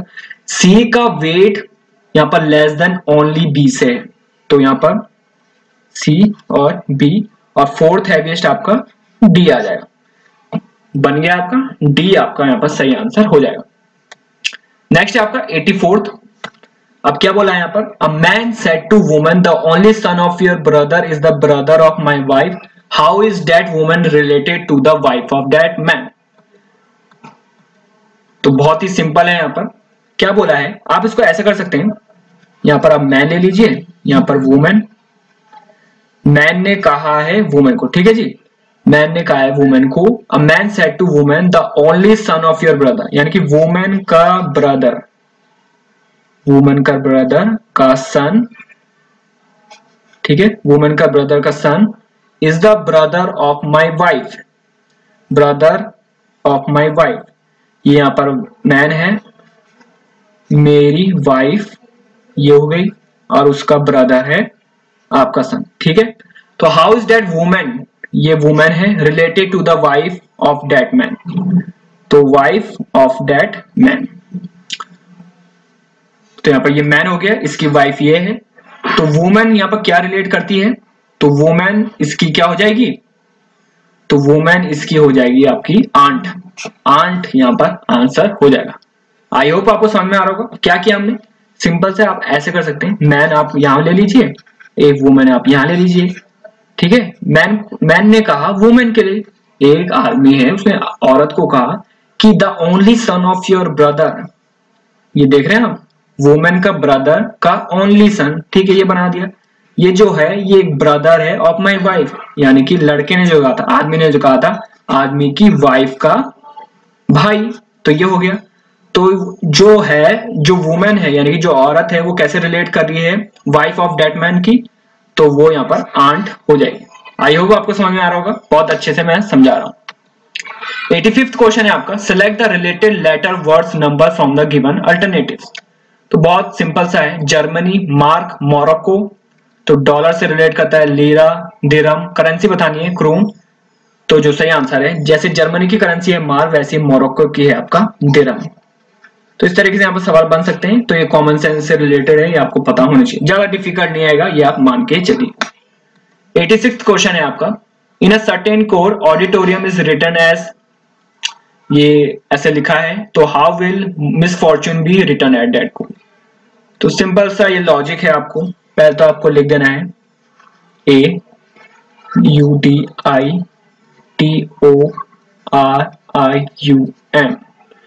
तो ऑडिटोरियम दे रखा है और आपको बताना है कि ये MUIRODIDUA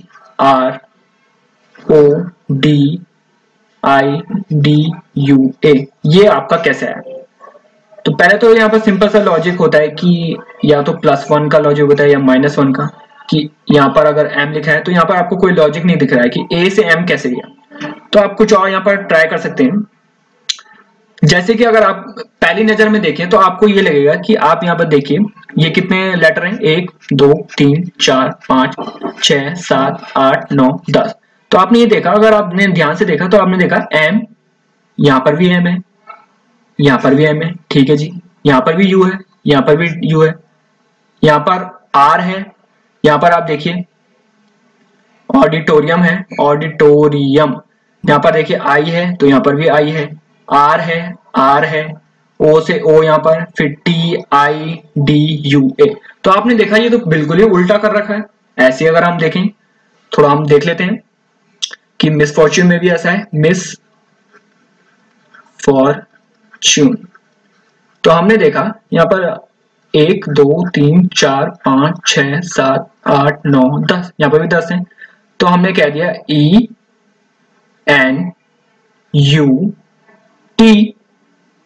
ENUT और R से R, फिर हमने इसको एज इट इज यहाँ पे लिख दिया जैसे यहाँ पे लिखा हुआ था। तो आपका यहाँ पर सही आंसर आ जाएगा ENUTROFSIM। सिंपल है, सिंपल लग रहा है आपको। जैसा इनमें क्वेश्चन में अगर आप बिल्कुल ही नए हैं तो मैं आपको एक यहाँ पर एग्जांपल के थ्रू समझाता हूं। जैसे कि यहाँ पर इन अ लैंग्वेज लिखा है ABCD, ये यहाँ पर है BADC, तो हाउ विल GHIJ रिटर्न। यानी कि क्वेश्चन बोला है कि ABCD आपका लिखा गया है BADC। आप ऐसा भी कह सकते हैं कि ABCD इक्वल है यहाँ पर BADC। आपको फाइंड आउट करना है कैसे यहाँ पर ये फॉर्मूला लग रहा है, या फिर तो आपको वैसे ही देखना है कि ABCD कैसे आ रहा है। तो A को आपने देखा कि A में अगर हम प्लस करें तो B आ रहा है, B में आप माइनस करें तो A आ रहा है, C में प्लस करें तो D आ रहा है, D में माइनस करें तो C आ रहा है। वैसे ही आपका आप यहाँ पे भी करना है, G में प्लस करेंगे एक H आएगा, H में माइनस करेंगे तो G आएगा, I में J, और यहाँ पर J में माइनस करेंगे तो I आएगा। तो इस तरीके से यहाँ पर ये क्वेश्चन होते हैं। वैसे ही ऑडिटोरियम था, इसमें थोड़ा अलग यहाँ पर लॉजिक लगा है कि आपने यहाँ पर ये जो सारे हैं यहाँ पर इनको पहले लिख दिया उल्टे में से, और फिर जो बीच का है वो बीच का ही रहा, और ये जो टी से है उसको एज इट इज यहाँ पर लिख दिया। तो उसी तरीके से मिस फॉर्च्यून को भी करना है। आपका आंसर आ जाएगा ENUTROFSIM। ये आपका यहाँ पर सही आंसर आ जाएगा, यानी कि फर्स्ट ऑप्शन आपका सही आंसर आ गया। नेक्स्ट है आपका 87। A walks 10 meter toward east and then 10 meter to his right. Then every time turning to his left, he walks 5, 15, 15 meter respectively. How far is he now from his starting point? बहुत आसान है, यहाँ पर direction का यहाँ पर सवाल है। क्या बोला है, जो A है वो 10 मीटर टुवर्ड्स ईस्ट की तरफ गया, ठीक है जी, यहाँ पर ये चले गया 10 मीटर ईस्ट की तरफ। फिर 10 मीटर टू हिज राइट, ये राइट इधर हो गया, इसकी इधर की साइड होगा इसका, ठीक है, इधर की साइड होगा राइट, तो ये इधर की साइड गया 10 मीटर, ठीक है। Then every time turning to his left, left आपका इधर की साइड होगा, लेफ्ट इधर गया एक 5 मीटर, फिर लेफ्ट गया आपका वो 15 मीटर, ठीक है जी, फिर लेफ्ट गया आपका वो 15 मीटर अगेन गया, या देख सकते हैं 15 मीटर ये अगेन गया। तो क्या पूछा है यहाँ पर, ये यहाँ पर जो स्टार्टिंग पोजीशन है, ये स्टार्टिंग पोजीशन इससे कितना दूर है। तो आप ये देख सकते हैं यहाँ पर ये 10 है आपका, ये 15 है, तो आपका यहाँ पर ये 5 आ जाएगा। तो 5 मीटर यहाँ पर ये दूर है अपनी स्टार्टिंग पोजीशन से। तो सही आंसर आ जाएगा आपका 5 इज द राइट आंसर। क्या किया मैंने, दोबारा देख लीजिए। तो पहले ये स्टार्टिंग पोजीशन इसकी यहाँ पे थी, क्या कहा 10 मीटर यहाँ पर वो इधर की साइड गया, फिर वो राइट गया। तब आपने ये नहीं करना है कि राइट यहाँ पर इधर की साइड ले गया, नहीं, इसका मुंह इधर की तरफ है, यानी कि ये इस तरफ देख रहा है, तो इसमें इसका राइट कहाँ होगा, इधर की साइड। तो यहाँ पर गया वो 10। अब फिर हमने क्या कहा, उसने क्या कहा कि एवरी जो टर्न लेगा वो लेफ्ट का, वो 5, 15 मीटर चलेगा, यानी कि पहला लेफ्ट लिया उसने 5, फिर लेफ्ट लिया उसने 15, फिर लेफ्ट लिया उसने 15। तो क्या बोला, यहां पर से यहां पर की दूरी कितनी है वो हमने निकाल ली, वो है आपकी 15। आई होप आपको समझ में आ रहा हो।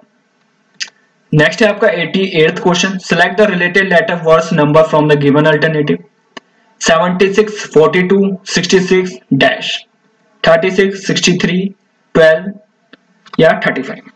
तो गाइज इसमें थोड़ा यहाँ पर लॉजिक लग सकता है, जैसे कि हमेशा कोई ना कोई लॉजिक लगता है, पर ये यहाँ पर ये आप मान के चलिए क्योंकि एसएससी का ये पैटर्न फॉलो कर रहे हैं तो ज्यादा डिफिकल्ट ये देंगे नहीं। कई कई बार ऐसे भी लॉजिक आता है, स्क्वायर का लॉजिक आता है, स्क्वायर का लॉजिक आता है, क्यूब का लॉजिक आता है, स्क्वायर प्लस 1 का भी आ सकता है, कैसा भी आ सकता है। तो इसमें देख लेते हैं हम कैसा है। क्या कहा है कि 76, 42 और 66 इसको हम x लिख लेते हैं।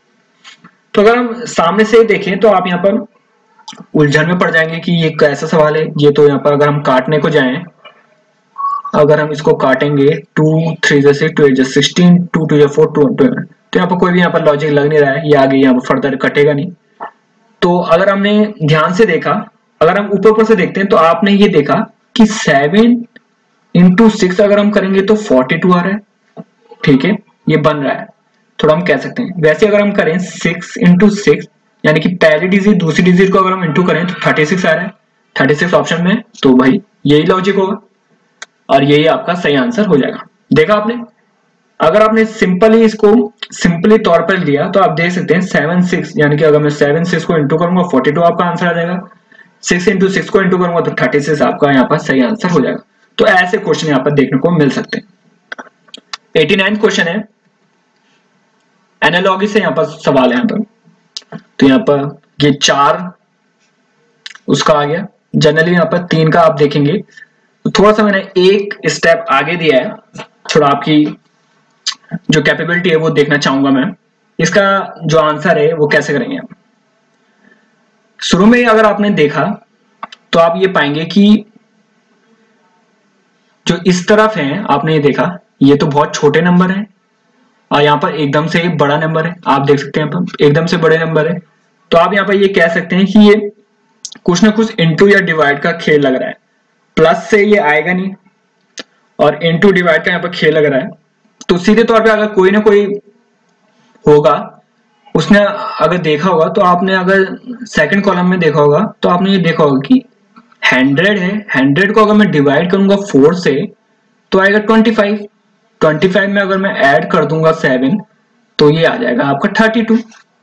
ये सिर्फ मैंने अभी माना है, देख लेते हैं। और 96 है, इसको डिवाइड करूंगा 6 से तो आएगा आपका 16, 16 में प्लस 5 21, ठीक है जी, ये बन रहा है। ठीक है, यहाँ पर भी देख लेते हैं दोबारा, 132 है आपका, 6 से डिवाइड किया 22 आया, 22 पे प्लस 3 किया, क्या आया 25, आपका सही आंसर आ जाएगा। तो इस तरीके से आपको यहाँ पर देखना है, 25 आपका यहाँ पर सही आंसर हो जाएगा। कई टाइम पे ऐसा भी होता है कि सिंपल यहाँ पर लॉजिक दिया जाता है कि जैसे 1 है, 5 है और यहाँ पर 6 है, 2 है, 13 है, यहाँ पर 15 है, यहाँ पर दे दिया x, यहाँ पर दे दिया 3 और यहाँ पर दे दिया 9। तो आप यहाँ पर देखें जनरली यहाँ पर बनता है कि प्लस प्लस कर देते हैं। तो अब ऐसे क्वेश्चन बनने यहाँ पर नहीं है, पर बन भी सकते हैं, कुछ कह नहीं सकते क्योंकि 2 शिफ्ट में है पेपर। तो कैसे भी सवाल बन सकता है, डिफिकल्ट या फिर आसान। तो इसमें सिंपल आंसर आपका 6 आ जाएगा क्योंकि ये कॉलम कॉलम का एडिशन है, एडिशन है। तो यहाँ पर जो है ये लॉजिक वो मैंने आपको बता दिया। जो ट्रिक से ट्रिक अगर वो देंगे तो ऐसे आपको देखने को मिल सकता है। नेक्स्ट है आपका क्वेश्चन 90th। इसमें देखेंगे कि स्विमिंग अगर रिलेटेड है रिवर से तो हाइकिंग किससे रिलेटेड है। ये बहुत कॉमन सा क्वेश्चन है, बिना देखे आप बता सकते हैं। ये है आपका माउंटेन से रिलेटेड, हाइकिंग माउंटेन से रिलेटेड।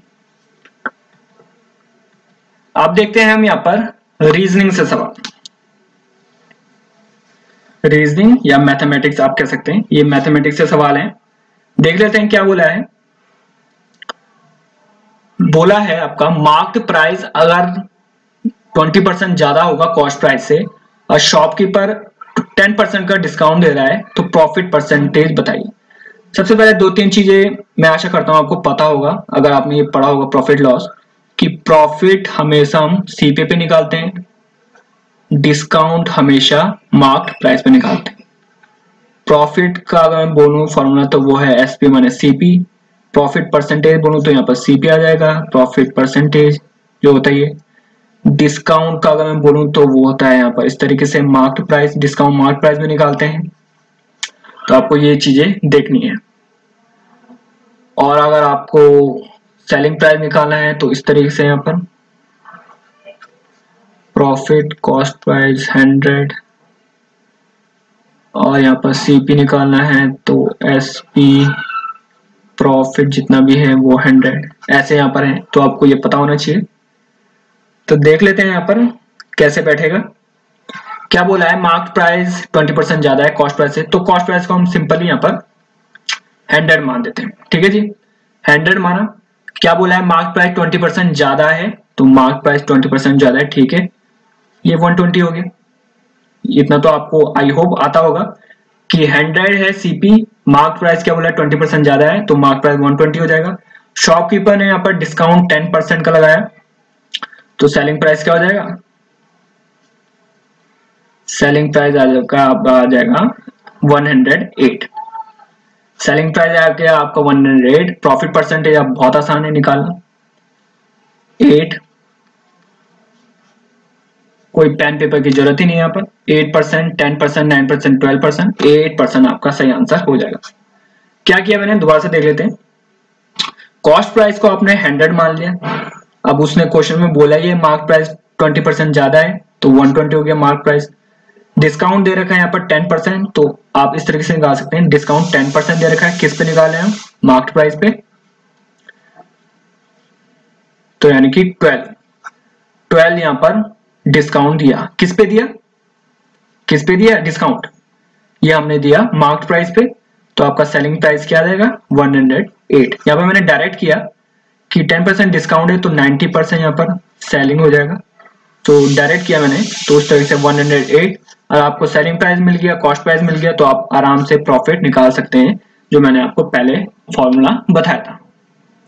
ठीक है जी, आगे बढ़ते हैं। 92 क्वेश्चन है।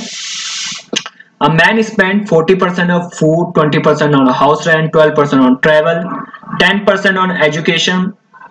After all this expenditure, he saved 7200. Find the amount spent on travel. तो क्या बोला है, एक आदमी है, उसने 40% खाने में स्पेंड किया, खर्चा किया, 20% अपने घर में हाउस के रेंट में, 12% ट्रेवल में इधर उधर जाना, 10% एजुकेशन में। इसके बावजूद सारा जो खर्चा करने के बावजूद वो सेव करता है 7200। तो आपको बताना है कि उसने ट्रेवल में कितने स्पेंड किए। तो सिंपल है आपका, आप यहाँ पर मानेंगे कि उसकी इनकम यहाँ पर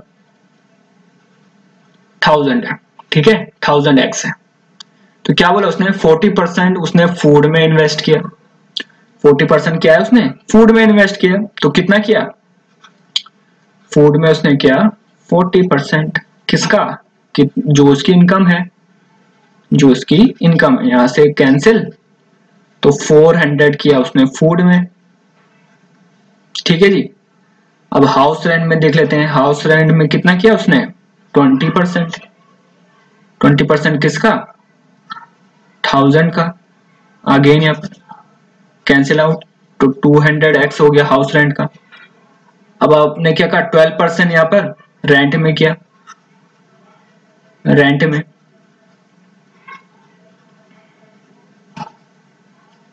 तो कितना आ गया 120x। अब फिर कहा है 10% यहाँ पर एजुकेशन में, 10% आपका एजुकेशन में, तो ये हो गया आपका 100x। अब उसने कहा कि जो बचा है उसने सेव कितना किया 7200। तो अभी हम इसको कैलकुलेट कर लेते हैं कितना है। फूड में आ गया आपका 400x, हाउस रेंट में आ गया आपका 200x, रेंट में आ गया आपका, आई एम सॉरी, यहाँ पर ये ट्रेवल है, ट्रेवल में आ गया आपका 120x, और आपका एजुकेशन में आ गया आपका 100x। तो इसको अगर हम प्लस करेंगे तो कितना हो जाएगा, 0, 2, 2, 2, 4, 5, 6,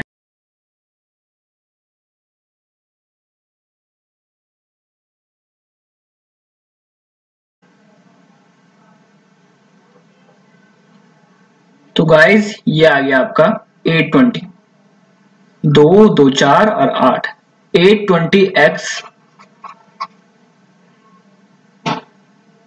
यहाँ पर ये वैल्यू है। और आपको पता होगा आपको कि इनकम जैसे है यहाँ पर एक्सपेंडिचर और सेविंग, ये आपका फॉर्मूला अगर आपको पता होगा।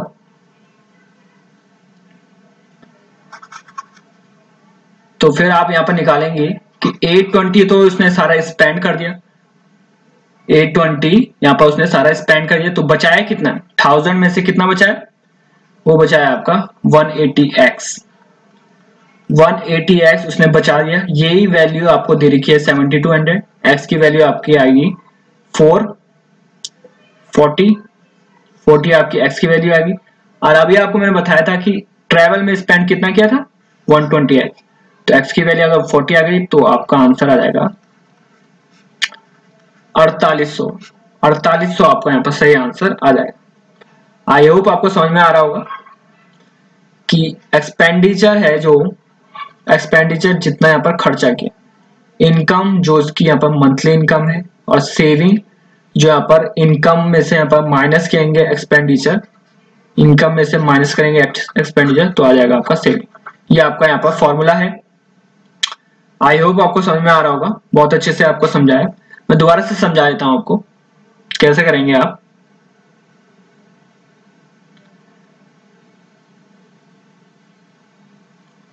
क्या बोला आपको कि कोई आदमी है, उसने 40% फूड में किया, 20% रेंट में, 12% ट्रेवल में, 10% एजुकेशन में, इसके बावजूद सारा खर्चा करने के बाद सेव किया उसने 7200। तो हमने एक्स लिया आपको 1000, इसके बाद हमने सारी चीजें निकाली तो वो आ गया था आपका टोटल 120x, ये आपका टोटल एक्सपेंडिचर आ गया था। अब आपको मैंने अभी बताया कि इनकम क्या होती है, एक्सपेंडिचर प्लस सेविंग। सेविंग की अगर हम बात करें तो इनकम माइनस एक्सपेंडिचर, तो इनकम कितनी थी 1000x, सेविंग एक्सपेंडिचर यानी कि खर्चा कितना किया हमने, अभी आपको निकाला था 820x, इसकी वैल्यू क्या आई 180x, जो कि बराबर है, सेविंग किसके बराबर है 7200 की, यहां से निकला 40, और 40 अगर हम रख देंगे यहाँ पर 120x से, ये 120x कहां से निकला, ये अभी आपको बता दिया था, तो आपका आंसर 4800 आ जाएगा। एक बार देख लेते हैं हम, सही आंसर 4800। ठीक है जी, नेक्स्ट देखते हैं। नेक्स्ट है आपका what is the least possible number which when divided by 18, 35, 42 it leaves the 2, 9, 26 as the remainder respectively. तो क्या कहा है यहाँ पर, लीस्ट पॉसिबल नंबर बोला है जो कि डिवाइडेड होगा 18, 35, 42 से, ये हमेशा 2, 9, 26 यहाँ पर रिमाइंडर रिस्पेक्टिवली छोड़ेगा। तो इसको आप यहाँ पर हिट एंड ट्रायल से भी कर सकते हैं। तो वैसे मैं आपको बता देता हूं कि 18, 34, 42 यहाँ पर डिवाइड करेगा, कोई भी नंबर से अगर हम इनको डिवाइड करेंगे तो रिमाइंडर ये बचने चाहिए। तो रिमाइंडर बचेंगे नहीं किस केस में, अगर ये पूरा पूरा कट जाए, तो वैसे ही हम करेंगे 18 को 2 काटेगा, माइनस 35 से अगर हम 19 करेंगे, और 42 को आप 26 से करेंगे, तो इसमें यहाँ पर सेम बैठ रहा है 16, 16 और 16। तो यहाँ पर 16 अगर हम माइनस कर देंगे तो यहाँ पर आपका आंसर आ जाएगा। तो उसके लिए हम यहाँ पर 18, 35, 42 का एलसीएम निकालेंगे, 18, 35 और 42 का एलसीएम निकालेंगे बहुत ही आसानी से। 2 से करते हैं, 2 9 जा, 2 21 जा, 3 3 3 जा 9, 3 7 जा 21, 3 से यहाँ पर ये कैंसिल आउट, 7 से 1 5 और ये 5। तो आपकी वैल्यू क्या है, 2 3 जा 6, 6 जा 18, 18 को 35 से क्या आएगा, ये आ जाएगा 90, ये आ जाएगा 630। तो 630 को हम यहाँ पर माइनस करेंगे 16 से, तो आपका यहाँ पर सही आंसर आ जाएगा आपका 614। क्या किया मैं आपको दोबारा से बता देता हूं, आपने ये चीजें यहाँ पर महसूस की होगी। एक एग्जांपल मैं आपको देता हूं कि जैसे कि 42 है, 42 है, तो 42 3 से यहाँ पर पूरा डिवाइड होता है, 3 1 3 4 12। अगर हम 43 यहाँ पर लिखते हैं तो यहाँ पर ये डिवाइड नहीं होता। तो वैसे ही जैसे ये 43 है, वैसे ही ये दे रखे थे 18 35 42। इन केस में रिमाइंडर यहाँ पर 2 19 26 यहाँ पर रिमाइंडर छोड़ा था।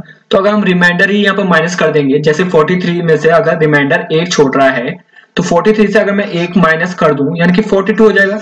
ये यहाँ पर पूरा पूरा डिवाइड हो रहा है। तो वैसे ही हमने किया, इनका पहले हमने माइनस किया तो 16 कॉमन आता है, 16 को हमने यहाँ पर लिख दिया।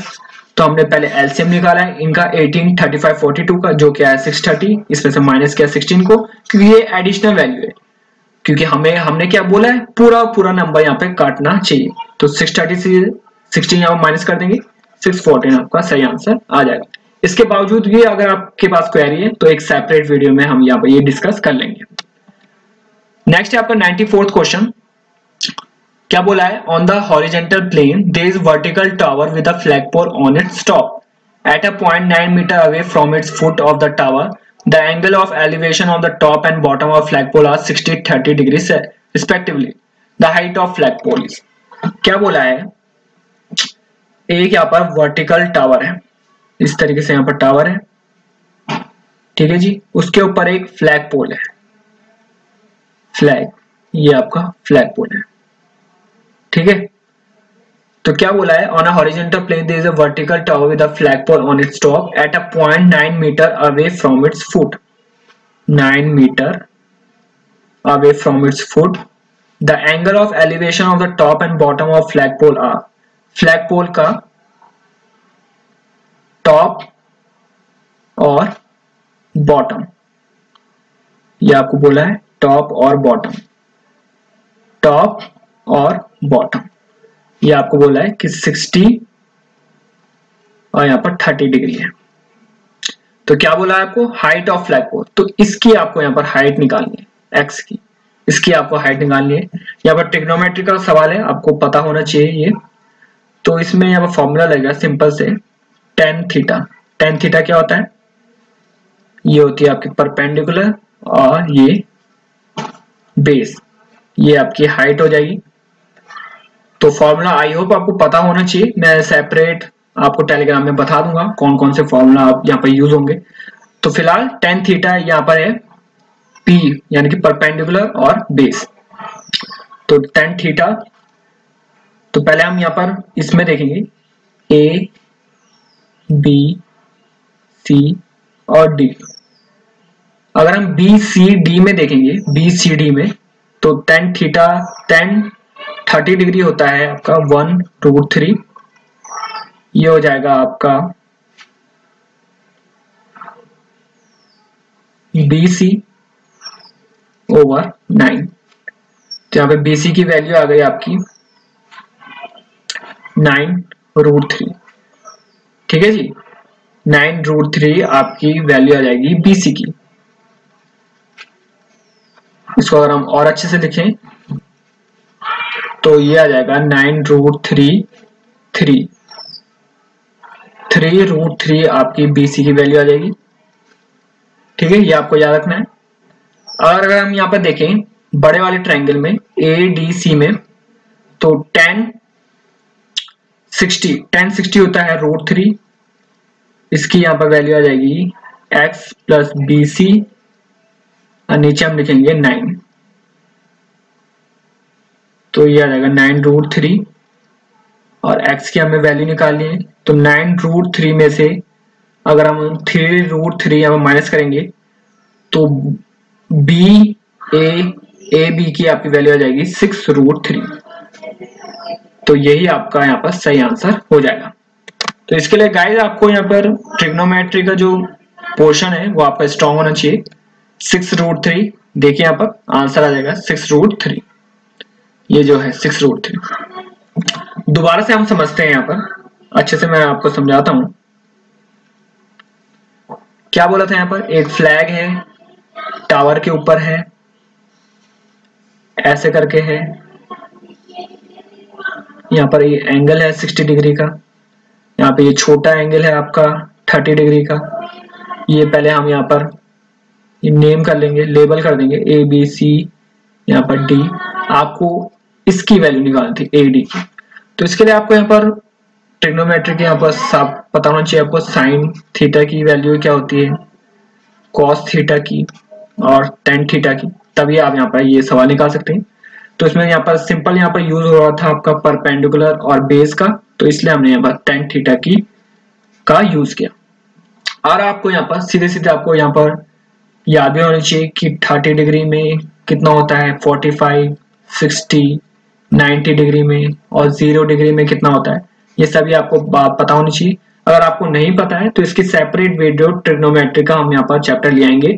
फिलहाल के लिए आपका जो आंसर है यहाँ पर 6√3 आपका सही आंसर हो जाएगा।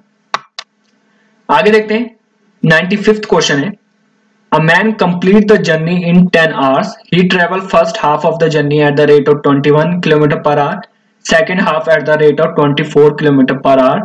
Find the total journey in kilometer. तो क्या कहा है यहाँ पर, एक मैन है यहाँ पर, ये यहाँ पर एक जर्नी थी ए से बी, इसमें पूरी जर्नी यहाँ पर 10 आवर में बिताई। तो उसने पहली हाफ यहाँ पर 21 किलोमीटर पर आवर में निपटाई और सेकंड 24 किलोमीटर पर आवर। तो आपको पता होगा स्पीड क्या होती है, डिस्टेंस अपॉन टाइम। टाइम क्या होता है आपका, डिस्टेंस अपॉन स्पीड, और डिस्टेंस क्या होती है, स्पीड इनटू टाइम। तो इसी का खेल है ये, तीन फॉर्मूला आपको पता होने चाहिए, एक ही से बने। तो क्या है, टोटल जर्नी 10 आवर्स है, पहली half journey 21 kilometre, second half 24, तो टोटल जर्नी हमें निकालनी है। तो अगर हम देखें, अगर हम यहाँ पर एलिमिनेशन से चलें तो हम चल सकते हैं। तो ऑप्शन आप देख सकते हैं, इसको हम यहाँ पर x से करेंगे। क्या बोला हमने, हम मान लेते हैं कि टोटल जर्नी यहाँ पर 2x है। अब 2x क्यों माना मैंने, मैं आपको बताता हूँ। क्योंकि यहाँ पर लिखा है हाफ ऑफ द जर्नी, तो अगर हम x लिखते हैं तो आपको x/2, ये यहाँ पर लॉन्ग मेथड पड़ता आपको, तो हमने 2x लिख दिया, ताकि 2x यानी कि हाफ जर्नी उसने कैसे की, 21 किलोमीटर पर आवर से, और सेकंड हाफ जर्नी वो की आपकी 24 किलोमीटर पर आवर, और टोटल जो है टाइम वो है आपका 10 आवर। तो इसका हम यहाँ पर एलसीएम निकाल देंगे, 3738 7181,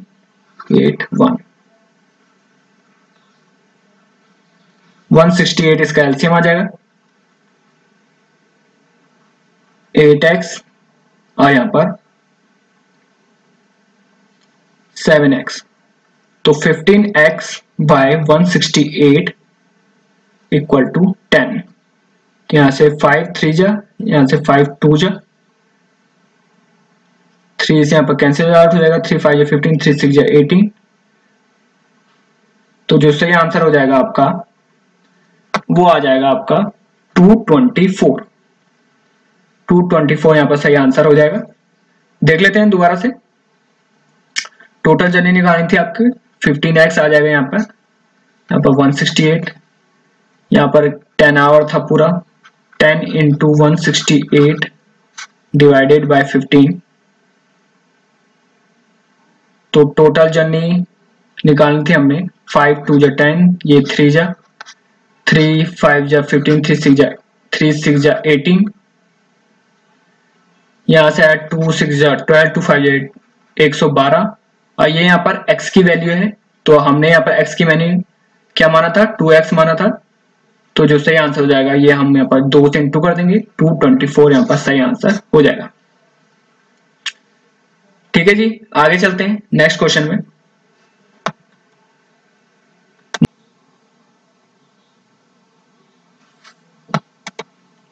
नेक्स्ट क्वेश्चन देखते हैं, 96th क्वेश्चन है। क्या बोला है यहाँ पे, दो ट्रेन है ए और बी, वो मूव करती है, चलती है पटना से दिल्ली की तरफ। एक चलती है 6 बजे और एक चलती है 6:30 बजे, at the speed of 60 kilometre per hour. पहले की स्पीड है, दूसरे की स्पीड है 90 किलोमीटर पर आवर। वो कितनी देर बाद यहाँ पटना में मिलेगी, ऐसा सवाल है। How far away from Patna will they meet each other. तो कैसे करेंगे देख लेते हैं। तो ये दे रखी है यहाँ पर दूरी पटना से दिल्ली की तरफ, और ये है ट्रेन ए और ये है ट्रेन बी। अब आपने यहाँ पर नोटिस किया होगा, जो ए ट्रेन है वो 6 बजे चलती है और ये है 6:30 बजे। तो ये थोड़ा डिफरेंस यहाँ पे हो गया कि एक 6 बजे चल रही है, ये जल्दी चल रही है, ये देर में। तो इनको यहाँ पर दोनों को यहाँ पर सेम करने के लिए जो डिस्टेंस ट्रेवल यहाँ पर किया ए ने आधे घंटे में, वो कितना किया आधे घंटे में? डिस्टेंस स्पीड इनटू टाइम आधे घंटे में वो किया 30 किलोमीटर। और ये 30 किलोमीटर कवर करने, आपको समझ में आ रहा है कि एक 6 बजे गई और एक 6:30 बजे। तो दोनों को यहाँ पर सेम करने के लिए तो ए को 30 किलोमीटर और चलने थे, तो उसको हमने यहाँ पर निकाल दिया, डिस्टेंस 30 किलोमीटर आ गया यहाँ पर। ठीक है जी। तो अब देखते हैं हम यहाँ पर रिलेटिव स्पीड, हम यहाँ पर लगाते हैं रिलेटिव स्पीड, क्योंकि दोनों एक ही डायरेक्शन में जा रहे हैं। तो रिलेटिव स्पीड क्या हो जाएगा यहाँ पर 90 - 60 यानी 30 किलोमीटर पर आवर। अब हमें टाइम निकालना है कि टाइम 30 किलोमीटर कवर करने के लिए कितना यहाँ पर टाइम लगेगा। तो 30 यहाँ पे डिस्टेंस है और 30 आपका टाइम है, तो 1 घंटे आपको लग जाएंगे। जो रिक्वायर्ड डिस्टेंस कितनी हो जाएगी? रिक्वायर्ड डिस्टेंस आपकी हो जाएगी 90 × 1 यानी कि 90 किलोमीटर आपका यहाँ पर सही आंसर हो जाएगा। आई होप आपको समझ में आ रहा होगा। 90 किलोमीटर चेक कर लेते हैं। 90 किलोमीटर यहाँ पर सही है आंसर। क्या किया हमने? पहले हमने यहाँ पर ये ड्रॉ किया, पटना से दिल्ली। ए यहाँ पर 6 बजे निकलती है, बी आपका 6:30। दोनों को सेम करने के लिए तो डिस्टेंस हमने देख लिया कि आधे घंटे में कितना और चलेगी ए, तो 30 किलोमीटर हो गया। रिलेटिव स्पीड हमने यहाँ पे देखा, क्योंकि दोनों सेम डायरेक्शन में जा रही थी तो इसलिए हमने जो स्पीड है वो माइनस कर दी। अगर दोनों अपोजिट जाती रहती तो हम यहाँ पे प्लस करते। ये आपको ध्यान रखना है। सेम अगर जा रही है तो माइनस, और अगर अपोजिट जा रही है तो प्लस। तो इस तरीके से यहाँ पर रिलेटिव स्पीड हमने यहाँ पर निकाल दी, टाइम हमने निकाल दिया और हमारी डिस्टेंस आ गई यहाँ पे 90 किलोमीटर। तो आई होप आपको पता चल रहा होगा यहाँ पे कैसे हमको करना है। नेक्स्ट सवाल है यहाँ पर 97th। क्या बोला है यहाँ पे? बोला है present ratio of ages of A and B 6:7। 5 साल के बाद ये रेशियो 7:8 में हो गया। प्रेजेंट एज निकालनी है हमें ए और बी की। बहुत सिंपल सा क्वेश्चन है। तो पहले अगर हम ए की जो हम एज है वो x मान लेते हैं, बी की हम मान लेते हैं y। क्या बोला है? x/y का रेशियो 6:7 है। 5 साल के बाद यानी कि 5 साल के बाद ये रेशियो हो जाएगा 7:8। ये आपकी पहली इक्वेशन हो गई, ये आपकी सेकंड इक्वेशन। कैसे भी आप कर सकते हैं। हम करते हैं x =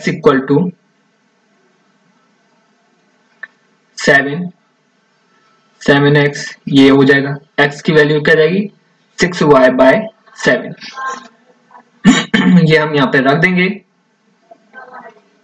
8x 40, 7y 35। x की वैल्यू हमने 6y/7 कर दी थी, यानी कि 48 y/7 + 40 = 7y + 35। इसको आप यहाँ पर सॉल्व करेंगे तो 48y/7 - 7y कर देंगे, प्लस का 40 वहां जाके यहाँ पर -5 हो जाएगा। ठीक है जी। 7 7 जब 49, इसको अगर मैं सॉल्व करूंगा तो -y/7 = -5, y की वैल्यू आ जाएगी -35, माइनस से माइनस कैंसिल, तो y की वैल्यू यहाँ पर 35 आ जाएगी। अब y अगर 35 है तो x यहाँ पर सिंपली क्या आ जाएगा? x यहाँ पर 30 आ जाएगा।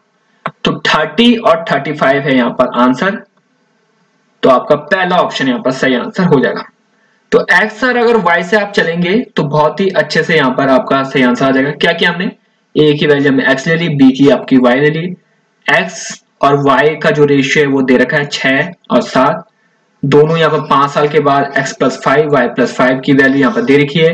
दोनों का 1 सेकंड करके आप यहाँ पर सॉल्व करेंगे तो बहुत ही अच्छे तरीके से आपको 30 और 35 आपका आंसर आ जाएगा। नेक्स्ट है आपका 98, the difference between compound interest and simple interest on a certain sum at 10% per annum for 2 year is ₹631, find the sum. तो बहुत ही सिंपल सा यहाँ पर क्वेश्चन है, लॉजिक इसमें बहुत ही अच्छा सा लगेगा, जो कि यहाँ पर कंपाउंड इंटरेस्ट, सिंपल इंटरेस्ट, ये आपको यहाँ पर पता होने चाहिए कैसे कैसे हमने यहाँ पर निकालते हैं। तो अगर मैं बात करूं, यहाँ पर आपने ये देखा कि 2 साल का यहाँ पे दे रखा है, तो 2 साल के लिए यहाँ पर एक सिंपल सा फॉर्मूला है, वो है आपका कि जब 2 साल होगा तो compound interest minus simple interest क्या हो जाता है, PR/100। ये आपको यहाँ पर थोड़ा सा याद करना पड़ेगा। अगर आप लंबे फॉर्मूले से जाना चाहते हैं तो लंबा फॉर्मूला भी है यहाँ पर। सिंपल क्या करना है, सिंपल इंटरेस्ट आपको पता होगा प्रिंसिपल रेट टाइम अपॉन 100, और कंपाउंड इंटरेस्ट क्या होता है P1 + R/100 यहाँ पर T, और ये आपका P यहाँ पर आ जाएगा। इस तरीके से यहाँ पर ये फॉर्मूला है, दोनों को माइनस करके ही यहाँ पर इस तरीके से यहाँ पर ये फॉर्मूला बना है। तो इससे बेहतर है आप यहाँ पर इसको यहाँ पर याद कर सकते हैं, simple interest minus compound interest minus simple interest, P principal rate by 100, और उसमें हम स्क्वायर कर देंगे। ये सिर्फ 2 साल के लिए, ये और जगह एप्लीकेबल नहीं है, ये सिर्फ 2 साल के लिए। तो इसमें अगर हम करेंगे तो डिफरेंस दोनों का दे रखा है, क्या दे रखा है 631, यहाँ पर 631 लिख देंगे। प्रिंसिपल हमें यहाँ पर निकालना है, रेट हमें क्या दे रखा है 10%, और टाइम दे रखा है 2। 631 प्रिंसिपल, ये यहाँ पर 1/10 आ जाएगा, स्क्वायर करेंगे 631 P, यहाँ पर ये 1/100 आ जाएगा, P की वैल्यू आपकी 631, ये आपका आंसर यहाँ पे आ जाएगा। एक बार चेक कर लेते हैं, तो यही आपका आंसर है। देखिए बहुत आसानी से यहाँ पर निकल गया, और इस मेथड से अगर आप जाएंगे तो बहुत ज्यादा लेंथी हो जाएगा। इसके बजाय आप ये यहाँ पर ये याद कर सकते हैं, compound interest minus simple interest equal to PR/100 square, ये यहाँ पे 2 साल के लिए हो जाएगा। ठीक है जी, बहुत अच्छे से समझा हमने। आगे बढ़ते हैं, तो आगे है क्वेश्चन मिक्सचर का। यहाँ पर सवाल है, क्या बोला है, एक मिक्सचर है, उसमें अल्कोहल और वाटर रेशियो है 4:3। 5 लीटर अगर वाटर हम ऐड करेंगे मिक्सचर में तो रेशियो यहाँ पर 4:5 बन जाएगा। Quantities of alcohol in the given mixture, ये हमें यहाँ पे निकालना है। तो कोई मिक्सचर है, तो इसको भी हम x के जरिए निकाल सकते हैं। यहाँ पर क्या कहेंगे हम कि अल्कोहल आपका 4x है और वाटर है आपका 3x। तो क्या बोला, 4x अल्कोहल है और 3x वाटर। क्या बोला है 5 लीटर ऑफ वाटर, यानी कि वाटर हम ऐड कर देंगे हम 5, रेशियो क्या हो जाएगा 4:5। सिंपल से यहाँ पर लॉजिक है, इसको हम सॉल्व कर देंगे। क्या आएगा यहाँ पर 5 4 = 20x, 4 3 = 12, 4 5 = 20। ठीक है, 8x की वैल्यू 20, 2.5। यहाँ पर हमें क्या निकालना है, अल्कोहल निकालना है, यानी कि ये निकालना है। तो 10 आपका यहाँ पर आंसर आ जाएगा। बहुत ही बेसिक से हम चल रहे हैं, बहुत ही आसान सा हमने कहा। क्या कहा हमने, कोई एक मिक्सचर है, तो मिक्सचर यहाँ पर अल्कोहल और वाटर का ही तो होगा, क्योंकि यहाँ पर क्वेश्चन में बोला है, हमने यहाँ पर x लिखा, अल्कोहल को हमने 4x कर दिया और वाटर को कर दिया आपका 3x। क्या बोला है, क्वेश्चन में बोला है कि अगर 5 लीटर वाटर हम ऐड करेंगे, तो यानी कि इसमें अगर हम 5 लीटर ऐड करेंगे, हमें अल्कोहल का कुछ नहीं बोला है, सिर्फ वाटर को बोला है कि 5 अगर ऐड करेंगे तो रेशियो क्या हो जाएगा 4:5। इसको सॉल्व किया आपने, x की वैल्यू निकाली, यहाँ पर पुट अप कर दिया, आंसर आपका आ गया। इस तरीके से यहाँ पे ये क्वेश्चन आपको करने हैं। नेक्स्ट है आपका, ये यहाँ पर टाइम एंड वर्क से देख लेते हैं क्या बोला है। A can do work in 10 days. ठीक है, कोई व्यक्ति है A, वो 10 दिन में काम करता है। B यहाँ पर 15 दिन में करता है। B start the work alone but after 3 days he left the work and A joined the work. In how many days will the total work be finished? तो क्या बोला है, कोई व्यक्ति है A, उसने 10 दिन में काम करता है, B 15 दिन में। B जो कि काम करता है 3 दिन काम करता है, फिर छोड़ के चले जाता है, और ए यहाँ पर ज्वाइन कर देता है वर्क, तो टोटल बताना है कि टोटल कितने दिन में यहाँ पर वर्क कंप्लीट होगा। तो पहले हम टोटल वर्क निकालेंगे। तो टोटल वर्क कैसे निकालते हैं, इन दोनों को यहाँ पर एलसीएम कर देंगे, 5 2 3 2 1 3, तो 30 यहाँ पर टोटल वर्क आ जाएगा। ये आपका टोटल वर्क हो जाएगा, एलसीएम निकालेंगे। अब हम देखेंगे इनकी यहाँ पर एफिशिएंसी, ये आपका डेज हो गया। तो एफिशिएंसी इनटू डेज होता है आपका टोटल वर्क, ये आपको याद रखना है। तो ए की एफिशिएंसी कितनी आ जाएगी 3, क्योंकि 30 से हमने डिवाइड किया 10 को, एफिशिएंसी निकल गई 3। वैसे ही बी को यहाँ पर 30 को डिवाइड किया 15 से, तो आ जाएगा आपका 2। ये यहाँ पर एफिशिएंसी निकल गए कि एक दिन में 3 की एफिशिएंसी से काम करता है ए। तो वैसे ही क्या बोला कि बी जो है वो 3 दिन काम करता है, तो 3 गुणा यहाँ पर 2 से किया, यानी ये आ गया यहाँ पर 6। तो 6 काम बी ने किया। अब यहाँ पर बचा हुआ कितना है, 30 से माइनस कर देंगे हम 6 को, तो 24 यहाँ पर काम अभी भी बचा है, जो कि कौन करेगा, जो कि करेगा यहाँ पर ए की एफिशिएंसी कितनी है 3, तो ये कितनी दिनों में काम करेगा 8।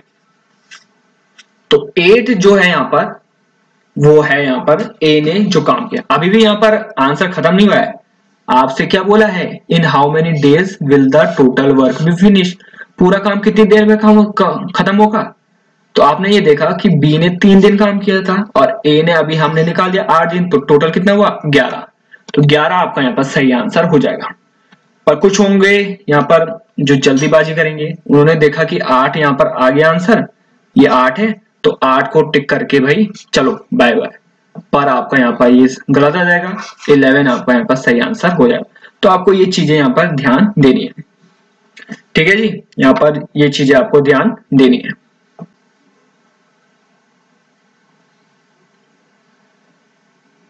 तो गाइस मैं दोबारा आपको बता देता हूं क्या करना है आपको।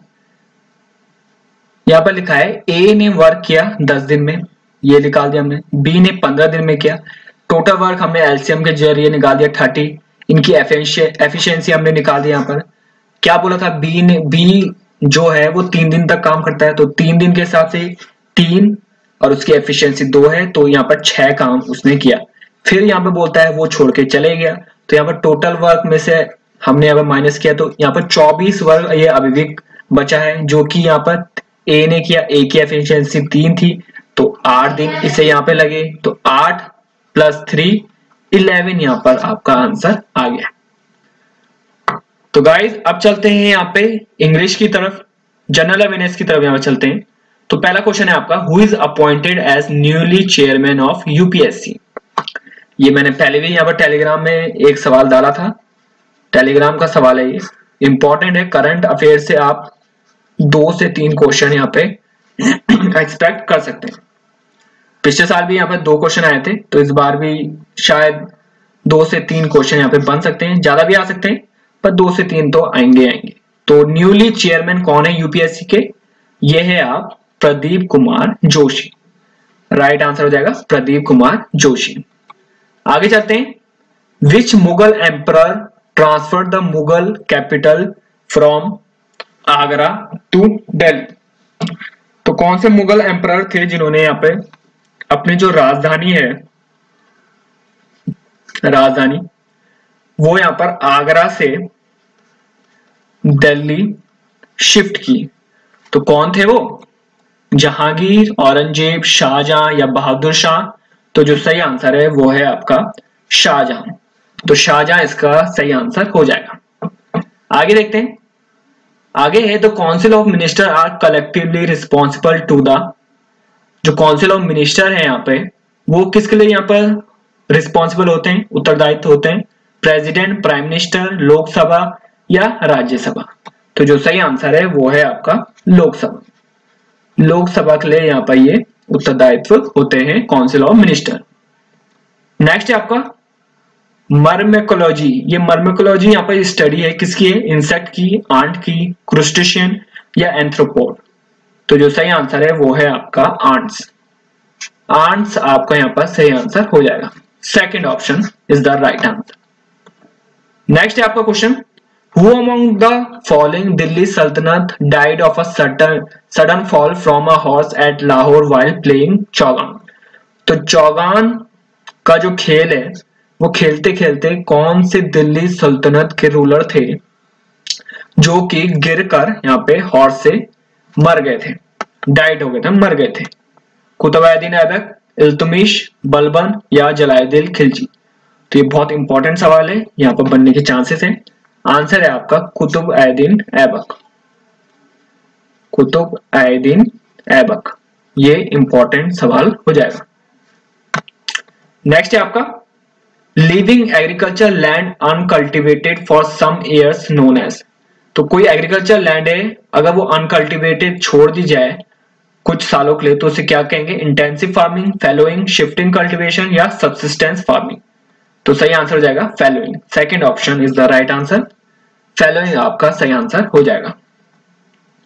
नेक्स्ट है आपका sky appears blue due to the, जो आसमान है आपका वो ब्लू दिखता है या अपीयर होता है ब्लू किसकी वजह से?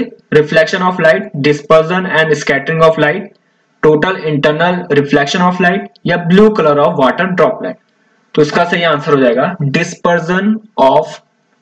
Dispersion and scattering of light, इसका सही आंसर हो जाएगा। ये यहाँ पे फिजिक्स का सवाल है, ये आपको याद होना चाहिए। जनरल अवेयरनेस, यहाँ पे मैं सब सेगमेंट से यहाँ पे सवाल आया हूँ, एक एक बहुत ही कॉमन, ये आपको आने ही चाहिए। नेक्स्ट है आपका which of the following is very reactive and kept in kerosene? बहुत सिंपल सवाल है, आपने कहीं ना कहीं यहाँ पर देखा होगा या पढ़ा होगा। सोडियम इसका सही आंसर हो जाएगा। आगे चलते हैं। The process of transformation of gases substance into liquid form due to the change in pressure is called. Again बहुत आसान है, आपने 10th 12th में यहाँ जरूर पढ़ा होगा। ट्रांसफॉर्मेशन ऑफ गैसेस से अगर वाटर ड्रॉपलेट्स में आ रहा है तो क्या बोलते हैं इसको? कंडेंसेशन। बहुत कॉमन है आपका गैसेस से, ये आपने उदाहरण जरूर सुना होगा। बादल है, गैसेस से वाटर ड्रॉपलेट्स में आना है, क्या बोलते हैं उसको? कंडेंसेशन। ठीक है जी, कंडेंसेशन। नेक्स्ट देखते हैं मनी का बतरा, ये यहाँ पर किस चीज से रिलेटेड है? Shooting, weight lifting, table tennis या हॉकी? तो मनी का बतरा यहाँ पर रिसेंटली इन्हें राजीव गांधी अवार्ड भी मिला था, राजीव गांधी खेल रत्न अवार्ड इन्हें, और 5 और को मिला था यहाँ पर, तो उनमें से एक थी मनी का बतरा। तो मनी का बतरा यहाँ पर रिलेट करते हैं टेबल टेनिस से। तो ऐसे क्वेश्चन आपको यहाँ पर देखने को मिल सकते हैं जनरल अवेयरनेस में, टेबल टेनिस। आप देखते हैं यहाँ पर इंग्लिश के सेक्शन में। तो इंग्लिश का पहला सवाल है आपके लिए, I dash my keys but I couldn't find anywhere. I looked round for my keys but I couldn't find anywhere. Looked upon for, looked down for या looked still for? तो इसका जो सही आंसर है वो है आपका looked round for। ये आपका फ्रेज है एक looked round for, जिसका मतलब ही है कि मैं खोजना, किसी चीज को खोजना। तो यहाँ पर कोई भी और यहाँ पर लगेगा नहीं, ये भी रॉन्ग, ये भी रॉन्ग, ये भी रॉन्ग। सही आंसर हो जाएगा looked round for my keys but I couldn't find anywhere। ये एक फ्रेज है इंग्लिश में, तो यही यहाँ पर सुटेबल यहाँ पर बैठेगा। नेक्स्ट है आपका 112 क्वेश्चन, मीनिंग आपको बतानी है फ्रेज की break a leg. Break a leg का आपको मीनिंग बतानी है। ब्रेक अ लैग ये आपका ऑप्शन नहीं है यहाँ, तो ये सेपरेट है। ब्रेक अ लैग ये आपको बताना है इसका मतलब। ब्रेक अ लैग का मतलब क्या होता है? रियल इवेंट और एक्सपीरियंस। कोई यहाँ पर रियल इवेंट या एक्सपीरियंस है, किसी का यहाँ पर पैर तोड़ना। Superstitious way to say good luck without saying good luck but rather the opposite. To hope that something happen the way you want it to. तो ब्रेक अ लैग का मतलब जनरली क्या होता है?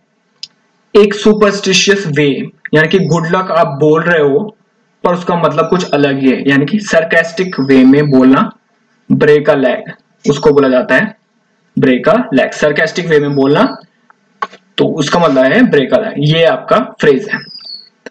नेक्स्ट है आपका find the miss spelled word. आपको बताना है गलतियां, कौन से वर्ड में गलती है उसी को आपको यहाँ पे बताना है। तो आपने यहाँ पे देखा कंटेजियस बिल्कुल सही है ये वर्ड, एथेस्ट ये भी सही है, एफ्लुएंट ये भी सही है। अटॉप्सी पर आपने देखा, ये अटॉप्सी ऐसे लिखते नहीं है, अटॉप्सी इस तरह से लिखा जा सकता है। तो अगर आपकी यहाँ पर वोकैब अच्छी है और अगर आप पढ़ते रहते हैं इंग्लिश नोवेल या इंग्लिश न्यूज़पेपर, तो आप बहुत आराम से कर लेंगे इंग्लिश वाला पार्ट। तो अटॉप्सी यहाँ पर ये गलत वर्ड हो जाएगा। ठीक है जी, आगे देखते हैं, from the given pair of word select the one that has the same meaning. तो सेम मीनिंग बतानी है, यानी कि सिनोनिम बताना है। तो टिमिड का मतलब आपको बताना है। ये यहाँ पर रिसेंटली एसएससी सीएचएसएल में भी पूछा गया था, तो वहीं से मैंने उठाया है। टिमिड, टिमिड का मतलब क्या होता है? एक टाइप का शाई पर्सन। तो शाई पर्सन को बोला जाता है टिमिड। टिमिड का मतलब होता है शाई पर्सन। तो अगर इसकी जगह यहाँ पर ये लिखा जाता है कि अगर आपको एंटोनिम बताया जाता तो टिमिड का एंटोनिम क्या हो जाता है? स्ट्रॉन्ग। टिमिड मतलब शाय और उसको उल्टा स्ट्रॉन्ग, स्ट्रॉन्ग पर्सन, इस तरीके से। नेक्स्ट है आपका 115th क्वेश्चन, आपको बताना है एन अनसिविलाइज पर्सन। इसका आपको एक वर्ड में आपको बताना है अनसिविलाइज पर्सन कौन होता है? बारबेरियन, एम्बिशियस, एबर्टर या बिब्लोबिन। तो अगर आपने ये वर्ड यहाँ पर सुना होगा कहीं ना कहीं, तो इसका मतलब भी है यहाँ पर अनसिविलाइज पर्सन। यही आपका यहाँ पर सही आंसर हो जाएगा, एक अनसिविलाइज, जो कि यहाँ पर समाज में रहने लायक नहीं है, अनसिविलाइज्ड है वो, उसका मतलब हो जाता है बारबेरियन। नेक्स्ट है आपका 160th क्वेश्चन, आपको अपोजिट बताना है, एंटोनिम बताना है मेंटल का। ब्रेनी, एबिलिटी, स्ट्रेंथ या फिजिकल। तो इसका आपको अपोजिट बताना है। तो मेंटल का मतलब क्या है कि दिमागी रूप से पागल कह सकते हैं आप, पागल, मेंटल, मेंटली, ठीक है जी। तो दिमागी रूप से ये पागल है, तो इसका अपोजिट क्या होगा?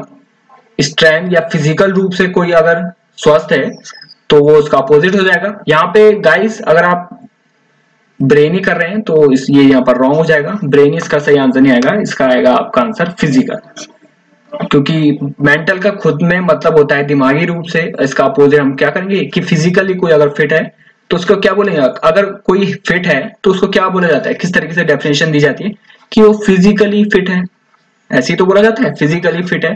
तो उसका फिजिकली यहाँ पर सही आंसर हो जाएगा अपोजिट के केस में, अपोजिट। ये आपको यहाँ पर ध्यान रखना है, ब्रेन इसका यहाँ पर सही आंसर नहीं होगा।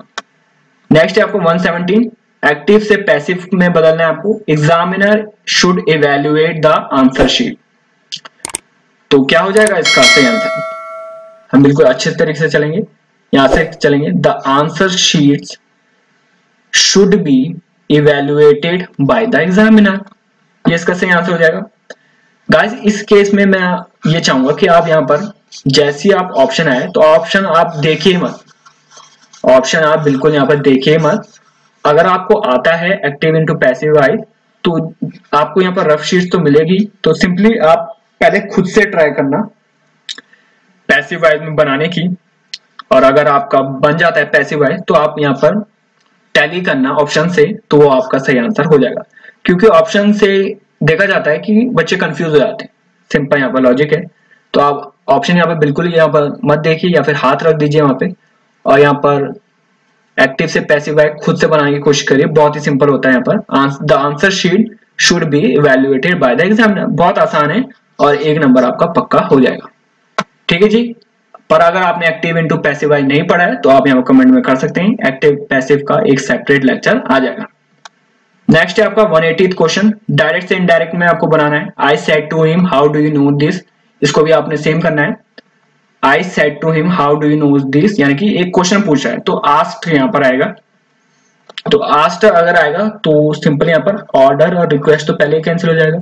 आई asked him how he know that, how you know that, पर यहाँ पर एक सेकंड फॉर्म आएगी, I asked him how he knew that, know, knew, known, ये आपने जरूर पढ़ा होगा फर्स्ट सेकंड थर्ड फॉर्म।